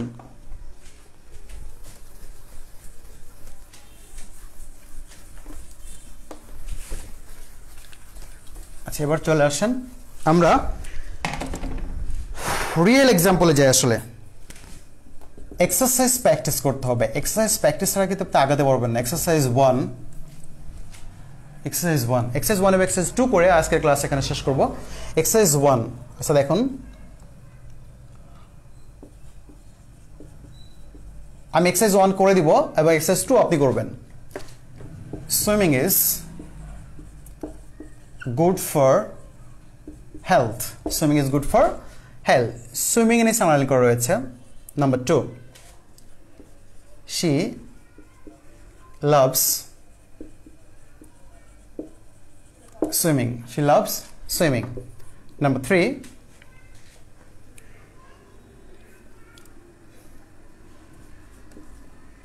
her first choice is swimming. Her first choice is swimming. She is swimming. আচ্ছা, সব সুইমিং দিয়ে উদাহরণ দিচ্ছে মানে এই নয়, আপনি এখানে ওয়াকিং, রিডিং, রানিং অনেক কিছু দিতে পারেন, কোনো প্রবলেম নাই। এখানে running is good for health বলতে পারেন, walking is good for health বলতে পারেন, I love swimming, I love walking, I love reading, I love cycling, I love acting বলতে পারবেন, কোনো সমস্যা নাই। আচ্ছা,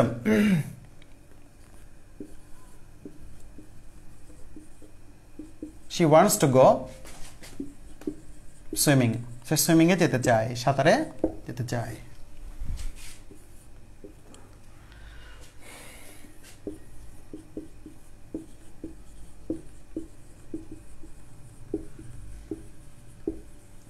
She's good at swimming.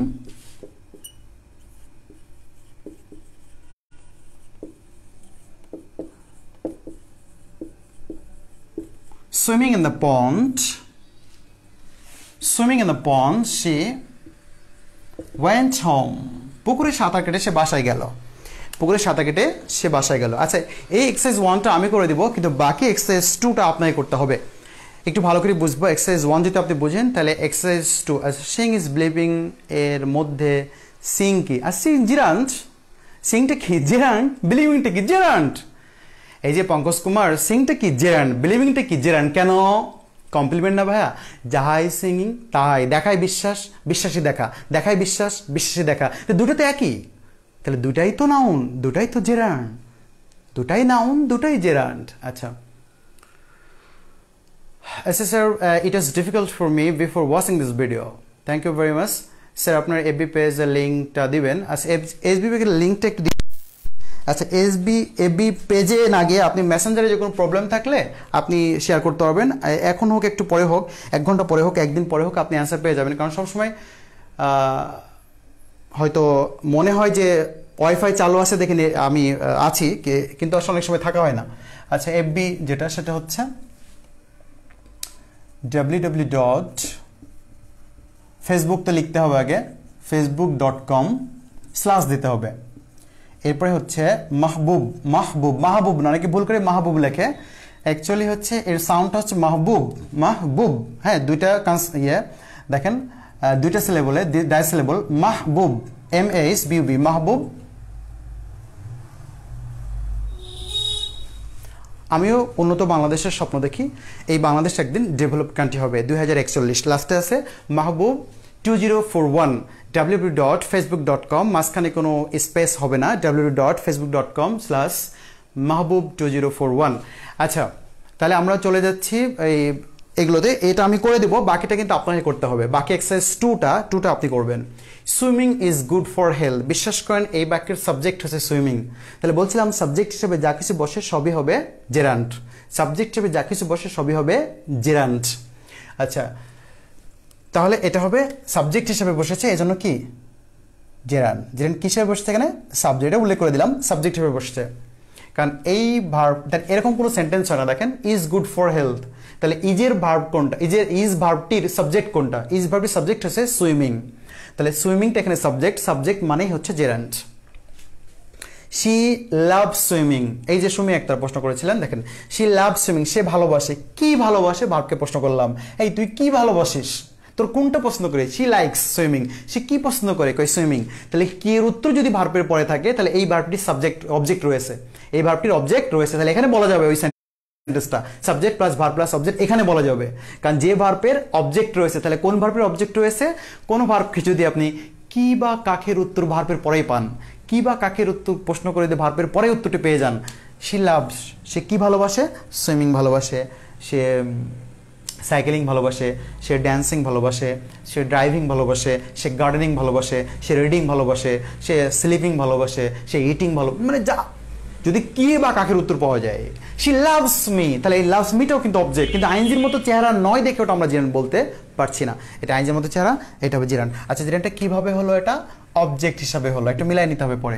Her first choice is swimming, her first choice is swimming. তাহলে complement মানে, কমপ্লিমেন্ট সবসময় জিরান্ডের ক্ষেত্রে মনে রাখতে হবে, কমপ্লিমেন্ট মানে জিরান্ডের ক্ষেত্রে সবসময় বি ভার্বের আগে পরে রিপ্লেস করা যাবে, বি ভার্বের আগে পরে রিপ্লেস করা যাবে। দেখেন এটা বি ভার্ব ইজ, তাহলে swimming is her first choice বলা যায় না? Swimming is her first choice, reading is her first choice, writing is her first choice, তাই না? বলা যাবে কিনা? Walking is her first choice বলা যাবে কিনা? বলা যাবে। তাহলে এই হার ফার্স্ট চয়েসটা কি? সুইমিং। সুইমিংটা কি? হার ফার্স্ট চয়েস। তাহলে বি ভার্বের পরের অংশকে আগে রিপ্লেস করা গেলে, বি ভার্বের আগের অংশকে পরে রিপ্লেস করা গেলে, তাহলে এইটাই একে অপরের পরিপূরক, এটাই হচ্ছে কমপ্লিমেন্ট। তাহলে এটা হচ্ছে জেরান্ট। কমপ্লিমেন্ট কখনো পার্টিসিপল হয় না, জেরান্ট হয়। তাহলে এটা কি হিসাবে বসছে?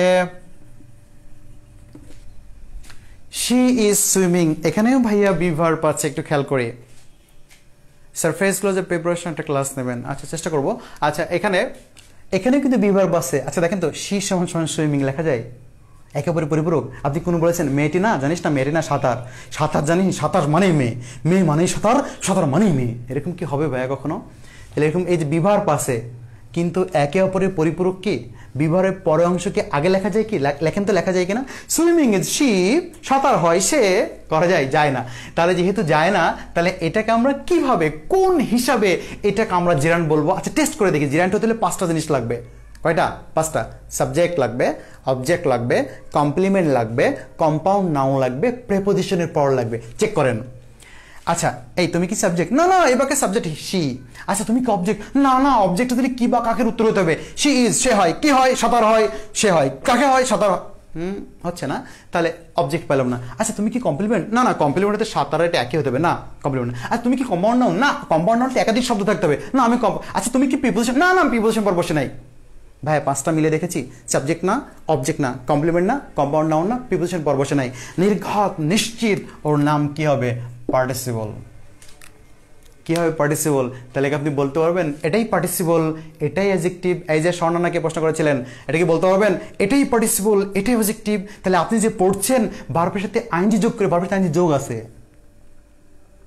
অ্যাডজেক্টিভ তো আচরণ করলে তাকে পার্টিসিপল বলবো, অ্যাডজেক্টিভ তো আচরণ করছে না, আচরণ করছেন না, তাহলে আপনি কেন পার্টিসিপল বলছেন?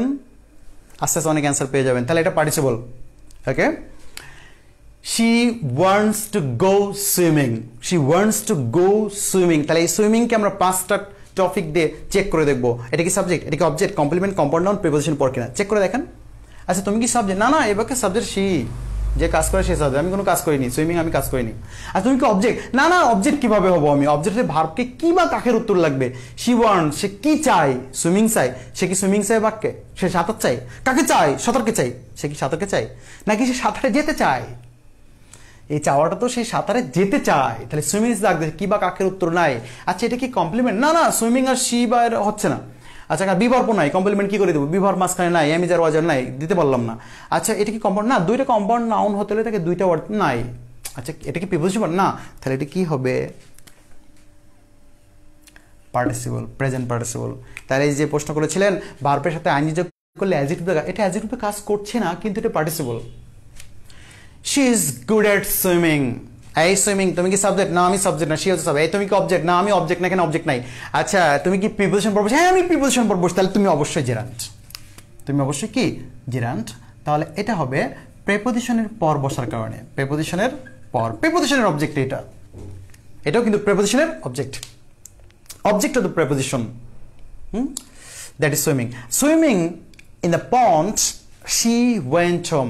আচ্ছা এই বাক্যের অর্থ হচ্ছে সে পুকুরে সাঁতার কেটে সে বাসায় গেল, পুকুরে সাঁতার কাটার পর সে বাসায় গেল। আচ্ছা এ বাক্যের সাবজেক্ট কোনটা? শি। এ বাক্যের অবজেক্ট কোনটা? নাই। অবজেক্ট হতে হলে ভার্বকে কি, এটা ভার্ব, এখানে ভার্ব নাই, কই ভার্ব নাই, এখানে ভার্ব। শি ওয়েন্ট, সে গিয়েছিল, কি গিয়েছিল? বাড়ি। কাকে গিয়েছিল? বাড়ি। না, উত্তর আসে না, তার মানে এটা অবজেক্ট না, এটা অ্যাডভার্ব। সাবজেক্ট, তাহলে সুইমিংটা সাবজেক্ট হলো না, অবজেক্ট হলো না। আচ্ছা এটা কমপ্লিমেন্ট না, কমপ্লিমেন্ট হওয়ার তো প্রশ্নটা না, বিভার্বের আগে পরে বসতে হবে। আচ্ছা এটা কি কম্পাউন্ড নাউন না, কম্পাউন্ড নাউনতে একাধিক ওয়ার্ড থাকতে হবে, নাই। আচ্ছা প্রিপোজিশন বসে না, প্রিপোজিশন বসে নাই, তাহলে এটা কি হবে? পার্টিসিপল। ভার্বের সাথে আইএনজি যোগ করে অ্যাডজেক্টিভের মতো কাজ করলে সেটাকে পার্টিসিপল বলে। এটা কি হয়? অনেক অ্যান্সার পেয়ে যাবেন, কত অ্যান্সার দেবো আপনাকে, আশা করি ক্লিয়ার। এখন একটু জানতে চাচ্ছি যে এই এক্সারসাইজ 1 সবাই ক্লিয়ার কিনা, এক্সারসাইজ 1 প্রত্যেকে ক্লিয়ার কিনা, একজনও এখান থেকে বাদ যাবে না, বাদ যাবে না কোনো শিশু, তাহলে একজনও বাদ দেওয়া যাবে না, যে প্রত্যেকে এই 7টি সেন্টেন্স ক্লিয়ার কিনা। বিলিভ মি, যদি এই 7টি সেন্টেন্স আপনি ক্লিয়ার হন তাহলে জিরান এবং পার্টিসিপল পরীক্ষায় আসার জন্য আর কোনো বাধা আপনার থাকলো না, আর কোনো বাধা থাকতে পারে না, ইনশাল্লাহ থাকবে না। এখন আমাকে একটু ইয়েস লেখেন যারা ক্লিয়ার, একদম ক্লিয়ার, ইয়েস লিখতে হবে। যারা ক্লিয়ার, একদম ক্লিয়ার, ইয়েস লেখেন। যারা একটু একটু কনফিউজড আছেন তারা নো লিখতে পারেন, বা কোনো কোনো জায়গায় হয়তো আমার মিস্টেক হতে পারে, দোষটা আমার হতে পারে, আমার ঘাড়ে নিচ্ছি, হয়তো বোঝাতে ব্যর্থ হচ্ছি, কিন্তু যারা একেবারে ক্লিয়ার তারা একটু ইয়েস লিখুন দ্রুত। হ্যাঁ Sohel Rana, yes sir. MD আলামিন, আপনি কি লিখেছেন আমি বুঝতে পারছি না। আচ্ছা yes yes clear.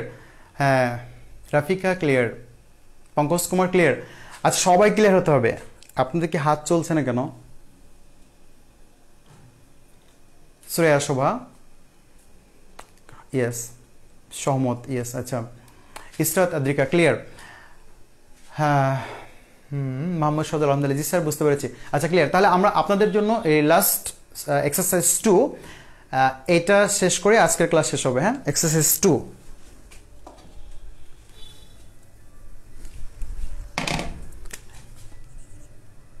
Exercise 2 is for you. হ্যাঁ আপনার জন্য এটা হবে এক্সারসাইজ 2টা।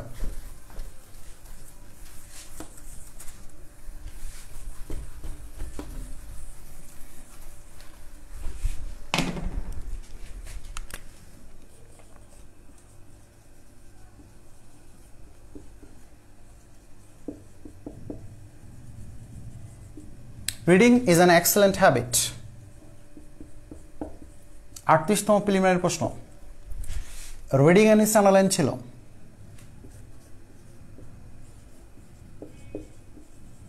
He gave off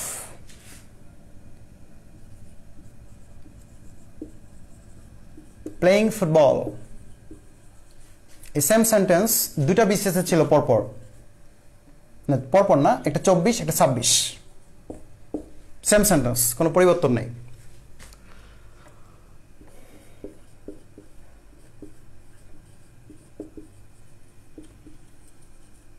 His profession is teaching।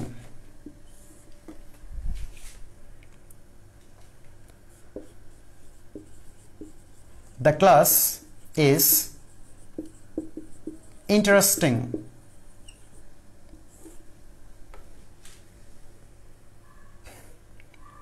The class is interesting। I am going fishing বা ক্যাচ ফিশিং, মাছ ধরতে যাচ্ছি।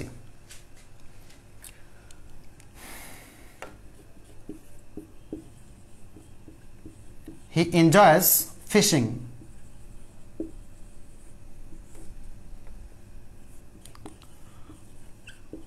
The girl is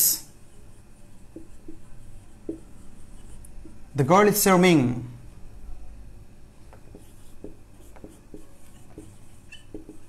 The girl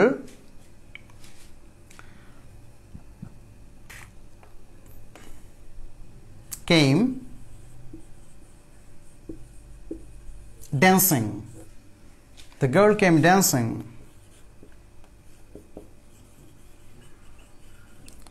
Education is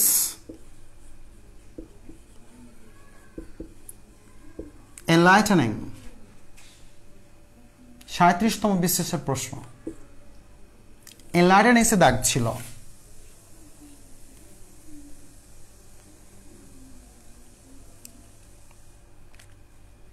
আচ্ছা আর দুইটা প্রশ্ন দিয়ে দিই, এখানে দাগে হয়তো ধরবে।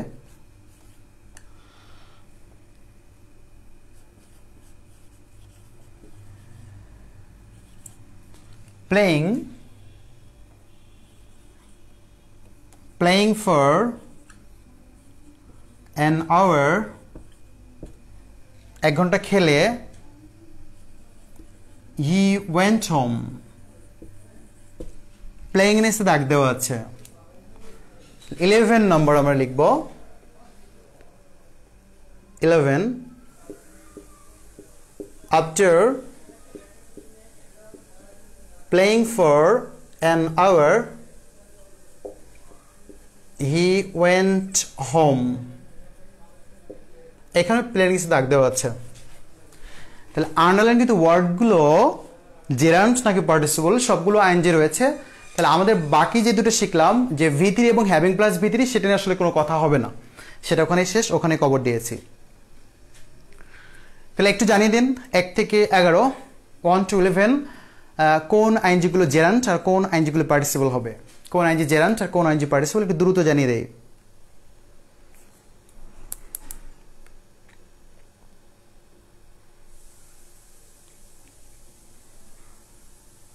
আপনি অল্প অল্প করে জানান, সমস্যা নাই।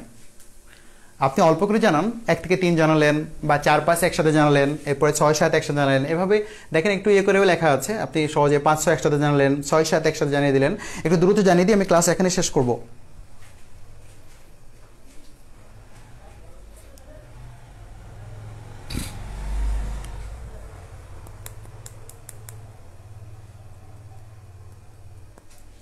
হ্যাঁ ভাই, একটু আমার ক্লাসে সব্যসাচী হতে হবে, সব্যসাচী, একসাথে 2-3টা কাজ করতে হবে।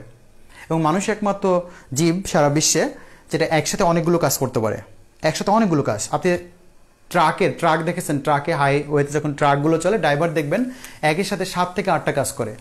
একটু গুনবেন, আমি অনেকগুলো কাজ তার পাই। আচ্ছা, পঙ্কজ কুমার উনি লিখেছেন 1 2 3 হচ্ছে জেরান্ট, 1 2 3 জেরান্ট। আচ্ছা, কেন জেরান্ট এটা কিন্তু একটু জেনে লিখতে হবে, কেন জেরান্ট। হ্যাঁ correct Pankaj, thank you very much যে আপনি কারেক্ট অ্যান্সার করেছেন, তবে জেনে করতে হবে। হ্যাঁ, আর কেউ দ্রুত, পঙ্কজ অ্যাক্টিভ স্টুডেন্ট, হ্যাঁ ও দ্রুত অ্যান্সার করে, তাহলে দ্রুত অ্যান্সার করতে হবে। দ্রুত অ্যান্সার যদি আপনি না করেন তাহলে আমার আজকে যদি ক্লাসটা নেওয়া আসলে এটা কিছু হলো বলেন। ক্লাস নেব, আপনি পরীক্ষায় কমন পড়ার ক্লাস, শুধু ক্লাস করে লাভ কি আসলে? ইংরেজি শিখে লাভ কি হবে যদি আপনি একটা চাকরি না পান? কি লাভ হবে বলেন? কোনো লাভ হবে? আপনি অনেক কিছু জানেন, আপনি শুধু প্রিলিমিনারিতে ফেল করেন, রিটেন ভাইবা পরে প্রিলিতেই ফেল। প্রিলিতে ভালো, প্রিলি হচ্ছে সবচেয়ে রিস্কি পরীক্ষা, সবচেয়ে খারাপ পরীক্ষা, সবচেয়ে জঘন্য পরীক্ষা, সবচেয়ে দুর্গন্ধযুক্ত পরীক্ষা, কিন্তু পদ্ধতিটা সহজ। প্রিলিমিনারি পাস করা মানেই যদি আপনি শান্তি মতো পাস করেন, নিশ্চিত আপনি একটা চাকরি পাবেন। আমি বলছি আপনি ফার্স্ট ক্লাস পাবেন চাকরি। আচ্ছা, এরপরে কামরুল ইসলাম হচ্ছে 1 2 3 জেরান্ট। হ্যাঁ কারেক্ট অ্যান্সার, লাইভ ক্লাসটা রেখে দেবেন। লাইভ ক্লাস পরে আগে এখন আপনি যেটা বুঝেন সেটা করেন।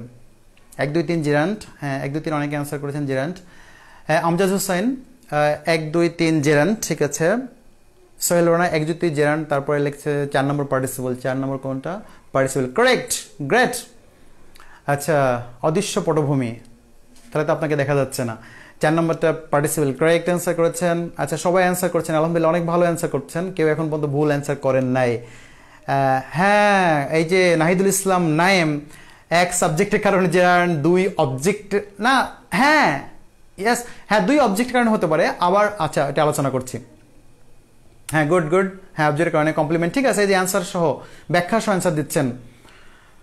জেরান্ট 5 নম্বরটা জেরান্ট, 5 নম্বরটা জেরান্ট। কেন জেরান্ট 5 নম্বরটা? এই তো ভুল শুরু হয়ে গেল। কেন বুঝতে পারবো না 5 নম্বরটা জেরান্ট কেন? রিয়াদ খন্দকার 5 নম্বরটা জেরান্ট কেন? জেরান্ট হতে হলে 5টা বিষয় লাগবে, 5টা বিষয় লাগবে জেরান্ট হতে হলে। 7 8 কামরুল ইসলাম লিখেছেন জেরান্ট, ওকে। 7 8 জেরান্ট কি করে হয়? 7 আর 9, আচ্ছা 7 এবং 9, না ভুল করেছেন। আচ্ছা, ভুল করা যাবে না তো, একটাও ভুল করা যাবে না। একটা ভুল করলে, কারণ পরীক্ষা আসবে তো 2টা, যদি একটা ভুল করেন তাহলে তো, একটা ভুল করা মানে কি কত মার্ক কাটা যাবে বলেন তো? 1.5 মার্ক কাটা যাবে, এটা কিন্তু মাথায় রাখতে হবে। একটা অ্যান্সার ভুল করা মানে কি 1.5 মার্ক কাটা যাবে, কিন্তু এখানে একটা আইওয়াস দেওয়া আছে 0.5, কিন্তু কাটবে কত? 1.5, কারণ 0.5 কাটবে আপনি ভুল করেছেন। আর কেন আপনি একটা গোল্লা ভরাট করলেন কেন? এই জন্য 1 মার্ক কাটা। ভুল করেছেন এই জন্য 1/2 মার্ক, আর কেন আপনি একটা গোল্লা ভরাট করলেন এই জন্য 1 মার্ক, তাহলে টোটাল 1.5 মার্ক কাটা যাবে। খেয়াল রাখি, reading is an excellent habit, আপনারা সবাই অ্যান্সার করেছেন, সবাইকে অসংখ্য ধন্যবাদ। Reading is an excellent habit, এখানে রিডিংটা হচ্ছে সাবজেক্ট, তাহলে সাবজেক্ট হিসেবে এখানে হচ্ছে এটা হচ্ছে জেরান, তাহলে এটা কি হিসেবে জেরান? সাবজেক্ট হিসেবে জেরান। হি গেভ আপ, সে পরিত্যাগ করলো, কি পরিত্যাগ করলো? প্লেয়িং, খেলা, হ্যাঁ এটা অবজেক্ট, ঠিক আছে। আবার দেখেন অবজেক্ট, ঠিক আছে। আবার দেখেন আইএনজির পরপরই নাউন, কি পড়লাম? আইএনজির পরপরই নাউন, তাহলে ওই যে ওই রুলটাতে প্রয়োগ করা যায়, যে রুলটা আমরা শুরুতে শিখলাম, কম্পাউন্ড নাউন চিনতে না পারলে নিচের নোটটিকে অনুসরণ করুন। তাহলে এই নাউনটাকে দিয়ে আমরা কন্টিনিউয়াস ফর্ম তৈরি করবো। ফুটবল ইজ প্লেয়িং, ফুটবল খেলা করছে, ফুটবল কখনো খেলে? তাহলে বাক্যটি ভুল, তাহলে বাক্যটি ভুল হলে জেরান্ট, ভুল হলে জেরান্ট। আবার অবজেক্ট হিসেবে এটা হয় গিভ আপ, পরিত্যাগ করা। আবার প্রিপজিশনের পর বসছে, ভাই কোন দিকে যাবেন আপনি? যদি এটি ফুটবলকে সাবজেক্ট ধরেন তাহলে ফুটবল ইজ প্লেয়িং হয় না, তাহলে না হলে, করতে না পারলে, কন্টেক্সট করতে না পারলে তাহলে জেরান্ট, জেরান্ট হলো। প্রিপজিশনের পর বসছে জেরান্ট। এটা যদি একটা ফ্রেজাল ভার্ব বা গ্রুপ ভার্ব ধরি তাহলে গিভ আপ মানে হচ্ছে ছেড়ে দেওয়া, পরিত্যাগ করা। তাহলে হি গিভ আপ, সে ছেড়ে দিয়েছিল, কি ছেড়ে দিয়েছিল? খেলা। তাহলে কত ভাবে বসছে এটা জেরান্ট, কত ভাবে প্রমাণ করা যায়। কয়টা লাগবে এখন বলেন? এটা নন কম্পাউন্ড নাউন, এজন্য জেরান্ট। প্রিপজিশনের পর বসছে এজন্য জেরান্ট, অবজেক্ট হিসেবে বসছে এজন্য জেরান্ট। কোনটা লিখবে? যেটা লিখবেন ঘোড়ার ডিম, সেটাই ঠিক। হিজ প্রফেশন ইজ টিচিং, বিভার বসেছে, বিভারের পরের অংশকে আগে রিপ্লেস করা যায় কিনা? যায়। Teaching is his profession, teaching my profession, teaching is my profession, তাই না? Acting is my profession, driving is my profession, করা যায়। তাহলে এটা হচ্ছে কমপ্লিমেন্ট হিসাবে জেরান্ট, কমপ্লিমেন্ট হিসাবে gerund. The class is interesting, এটাও বিভাগের পরে বসেছে, খেয়াল করেন। The class is thrilling, the class is boring, যেটাই হোক এটা বিভাগের পরে বসছে। এই ওয়ার্ডটিকে আমরা সামনের দিকে নিয়ে আসি। ইন্টারেস্টিং ইজ দ্য ক্লাস, কখনো শুনেছেন আপনি? ইন্টারেস্টিং ইজ দ্য ক্লাস, এটা হয় ভাই, এটা হয় কখনো? বিভাগের পরের অংশকে আগে কি রিপ্লেস করা যাচ্ছে? যাচ্ছে না। তাহলে এই ইন্টারেস্টিংটা কি হবে? এটা হবে পার্টিসিপল, হ্যাঁ এটা হবে অ্যাডজেক্টিভ, এটা পার্টিসিপল এবং এটা অ্যাডজেক্টিভ। ইন্টারেস্টিং এখানে অ্যাডজেক্টিভ। তাহলে বিভার্ব পরে এটা লিঙ্কিং ভার্ব, আমরা লিঙ্কিং ভার্বের ক্লাসে পড়বো যে এটা কিন্তু লিঙ্কিং ভার্ব, এটা কিন্তু বিভার্ব, এটা লিঙ্কিং ভার্ব, এটা বিভার্ব, এটা লিঙ্কিং ভার্ব, এটা বিভার্ব, চেহারা একই। ওরে ভাই চেহারা কাকো কোকিলের এক, আপনাকে এটা আইডেন্টিফাই করতে হবে। পরীক্ষক জানে যে ছেলেরা চেহারার পাগল, মেয়েরাও চেহারার পাগল। দেখ চেহারা, পরা মালা, এই তো চেহারা দিয়ে কিন্তু জীবন শেষ হবে। আপনার একটা ছেলে রাস্তা দিয়ে হেঁটে যাচ্ছে, আপনি জোরে গিয়ে তার বুকে উঠলেন, আরে আপনি মনে করছিলেন আপনার বয়ফ্রেন্ড, দেখছেন না এই বয়ফ্রেন্ড বলছে কিভাবে ছাড়ো ছাড়ো। চেহারা বয়ফ্রেন্ডের মতো কিন্তু তার অ্যাক্টিভিটিস বা ফাংশন বয়ফ্রেন্ডের মতো না। দেখতে এক অবিকল প্রিপজিশনের মতো, কিন্তু যে দেখবেন সেটা অ্যাডভার্ব অথবা অন্য কিছু। কি আশ্চর্য, দেখতে যে একেবারে প্রিপজিশনের মতো। আচ্ছা কি আশ্চর্য, এটা অবজেক্টের মতো অবজেক্ট না কেন? চেহারা একরকম হলে কার্যক্রম একরকম হবে না, মাথায় থাকে যেন। এটাই হচ্ছে সবচেয়ে বড় আইডেন্টিফিকেশনের জায়গা। পরীক্ষক জানে যে ছেলেমেয়েরা আজকালকে চেহারার পাগল, চেহারা যেটা চিনে ওটাই অ্যান্সার করবেন, ভুল হবে, 1.5 মার্ক কাটা যাবে। তাহলে এখানে এটা হচ্ছে অ্যাডজেক্টিভ, এটা লিঙ্কিং ভার্বের পরে অ্যাডজেক্টিভ বসে, লিঙ্ক ভার্ব অ্যাডজেক্টিভ বসে অ্যাডজেক্টিভ। এত কিছু বোঝার দরকার নাই। এটা যেহেতু জেরান না, এটা পার্টিসিপল, এটা পার্টিসিপল, প্রেজেন্ট পার্টিসিপল, এটা adjective. I am going fishing, তাহলে এখানে যেসব ভাই বোনেরা আপনারা দিয়েছেন এটা জেরান্ট, তাহলে জেরান্ট হতে 5টা বিষয় লাগবে, subject, object, complement, compound noun, প্রিপজিশনের পর। আচ্ছা এটা কি সাবজেক্ট? না, এবার কি সাবজেক্ট আই। আচ্ছা এটা কি অবজেক্ট? অবজেক্ট কিন্তু দেখি তো, ভার্ব তো প্রশ্ন করি। আই এম গোয়িং, আমি যাচ্ছি, কি যাচ্ছি, কি যাচ্ছি, কয় মাছ ধরা। কাকে যাচ্ছি, কাকে যাচ্ছি, কই মাছ ধরা। উত্তর আসে না। তাহলে ভার্বকে কি বা কাকে দিয়ে প্রশ্ন, পরিতৃপ্ত প্রশ্ন, কানে খটকা লাগবে না একটু, সেন্টেন্সের কোনো তারতম্য অর্থের পরিবর্তন হবে না। যদি না হয় অর্থটা পান, কি বা কাকের উত্তর পান, অবজেক্টের ক্লাস একদিন হবে। অবজেক্ট নিয়ে আমাদের অনেকের প্রবলেম আছে।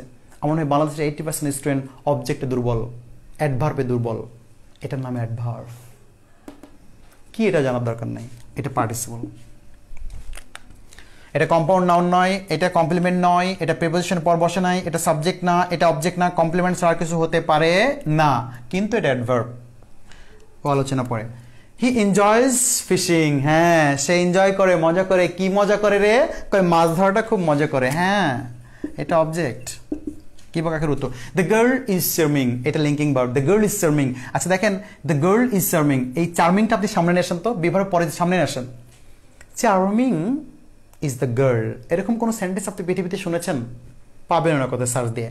তাহলে এটা পার্টিসিপল, এটা পার্টিসিপল এবং এটা অ্যাডজেক্টিভ, পার্টিসিপল এবং adjective. The girl came dancing, এটা অনেকে ভুল করেছেন যে এই ভার্বের পরে কিছু দেখলে অবজেক্ট মনে হয় কেন আপনার, এখান থেকে বের হন না। ভাবকে প্রশ্ন করতে হবে অবজেক্ট পেতে হলে কি বা কাকে, দুইটা প্রশ্ন করতে হবে, কি আর কাকে প্রশ্ন করেন। she came, সে এসেছিল, কি এসেছিল, কয় নাস। কাকে এসেছিল, কয় নাস। কি বা কাকের উত্তর চাচ্ছি, দিছে নাস। হয় তাহলে না, এটা হচ্ছে পার্টিসিপল, প্রেজেন্ট পার্টিসিপল এবং adverb. Education is enlightening. Enlightening কথার অর্থ হচ্ছে ইনস্ট্রাকটিভ, এডুকেটিভ, ইনফরমেটিভ। এনলাইটেনিং আলোকিত করা না, এনলাইটেনিং মানে হচ্ছে এনলাইটেন মানে আলোকিত করা। এনলাইটেনিং খেয়াল করেন, এনলাইটিং আর এনলাইটেনিং মানে হচ্ছে ইনফরমেটিভ, জ্ঞানগর্ভ, তথ্যবহুল, ইনস্ট্রাকটিভ, এডুকেটিভ, এটার অর্থ হচ্ছে এটা। আচ্ছা, তাহলে এডুকেশন ইজ ইনফরমেটিভ, কি দিতেন আনসার? অবশ্যই পার্টিসিপল, অবশ্যই অ্যাডজেক্টিভ। তাহলে আবার এটা দেখেন, ব্যবহার পড়া হচ্ছে, আগে নিয়ে আসেন, আগে নিয়ে আসেন, আপনি সামনে আসেন। Enlightening is education. কোনো সেন্টেন্স কোনোদিন শুনেছেন, কোথাও দেখেছেন, কোথাও পাবেন না, বরঞ্চ অক্সফোর্ড ডিকশনারি সার্চ দিলে এটা পাবেন যে the interview was very enlightening, the interview was very enlightening, the interview was very informative. সাক্ষাৎকারটা ছিল বা ইন্টারভিউটা ছিল খুব তথ্যবহুল, তথ্যময়। তাহলে education is enlightening, enlightening is education, এটা হয় না, এটা পার্টিসিপল। 37তম প্রিলিমিনারি প্রশ্ন, playing for an hour he went home. তাহলে এখানে সাবজেক্ট হচ্ছে হি, তাহলে এটা সাবজেক্ট না, অবজেক্ট না, প্রিপোজিশন পর বসে নাই, কমপ্লিমেন্ট হিসেবে বসে নাই, তাহলে এটা অবশ্যই পার্টিসিপল। কিন্তু এখানে একই সেন্টেন্স দেখেন, এখানে শুধু একটি প্রেপোজিশন যোগ করা আছে, তাহলে প্রেপোজিশন পরে বসার কারণে এটা হয়ে গেল জেরান্ড। আশা করি বুঝতে পেরেছেন, কোনো প্রবলেম হয়নি।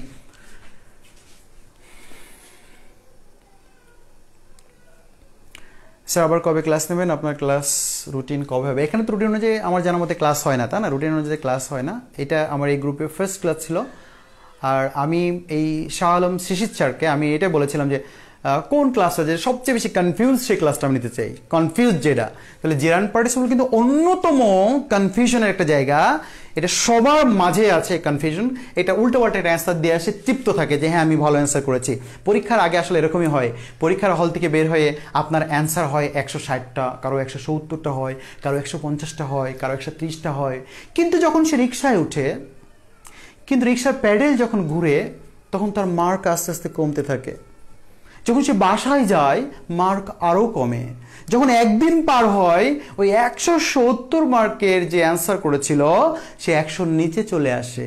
তার মানে এত লাফালাফি করার কিছু নাই। আসলে আপনাকে আগে রেডি থাকতে হবে যে আমি এটা বুঝে অ্যান্সার করছি কিনা। অ্যান্সার করে তৃপ্ত থাকলেন, আমি বলেছি সবচেয়ে জঘন্যতম পরীক্ষার নাম হচ্ছে প্রিলিমিনারি পরীক্ষা।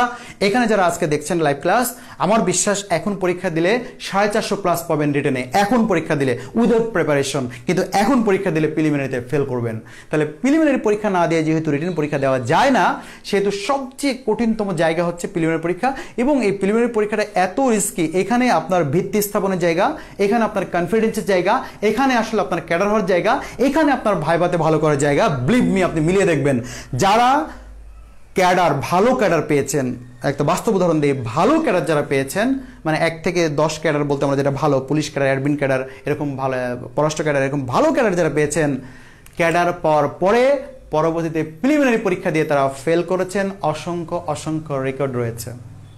তাহলে এই প্রিলিমিনারি এমন একটা প্রিপারেশন, এই পরীক্ষাটা আসলে সহজ, আসলে অনেক কঠিন।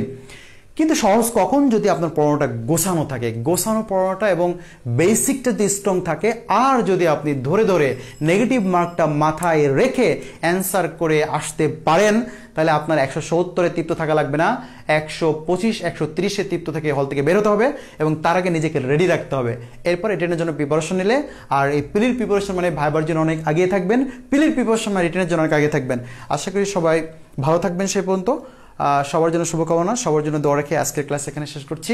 আর ক্লাসের মধ্যে যদি কোনো ধরনের ভুল ত্রুটি বা কোনো ধরনের সমস্যা হয়ে থাকে, এটা ক্ষমাসুন্দর দৃষ্টিতে দেখবেন। সাথে সাথে যদি ভুল হয়ে থাকে অবশ্যই আমাকে নক করতে হবে, যে এই ফেসবুক মেসেঞ্জারে গিয়ে বলবেন স্যার এই জায়গায় আপনার ভুল ছিল, এই জায়গায় প্রবলেম ছিল, এটা ঠিক হয়নি। এটা আমি মাথা পেতে মেনে নেব, কারণ আমি সবসময় বিশ্বাস করি সবার আমি ছাত্র, সবসময় শিখি, সব সময়ের জন্য শিক্ষা আমার অব্যাহত থাকে এবং সব জায়গা থেকে একটা পিচ্ছির কাছ থেকেও শেখার চেষ্টা করি।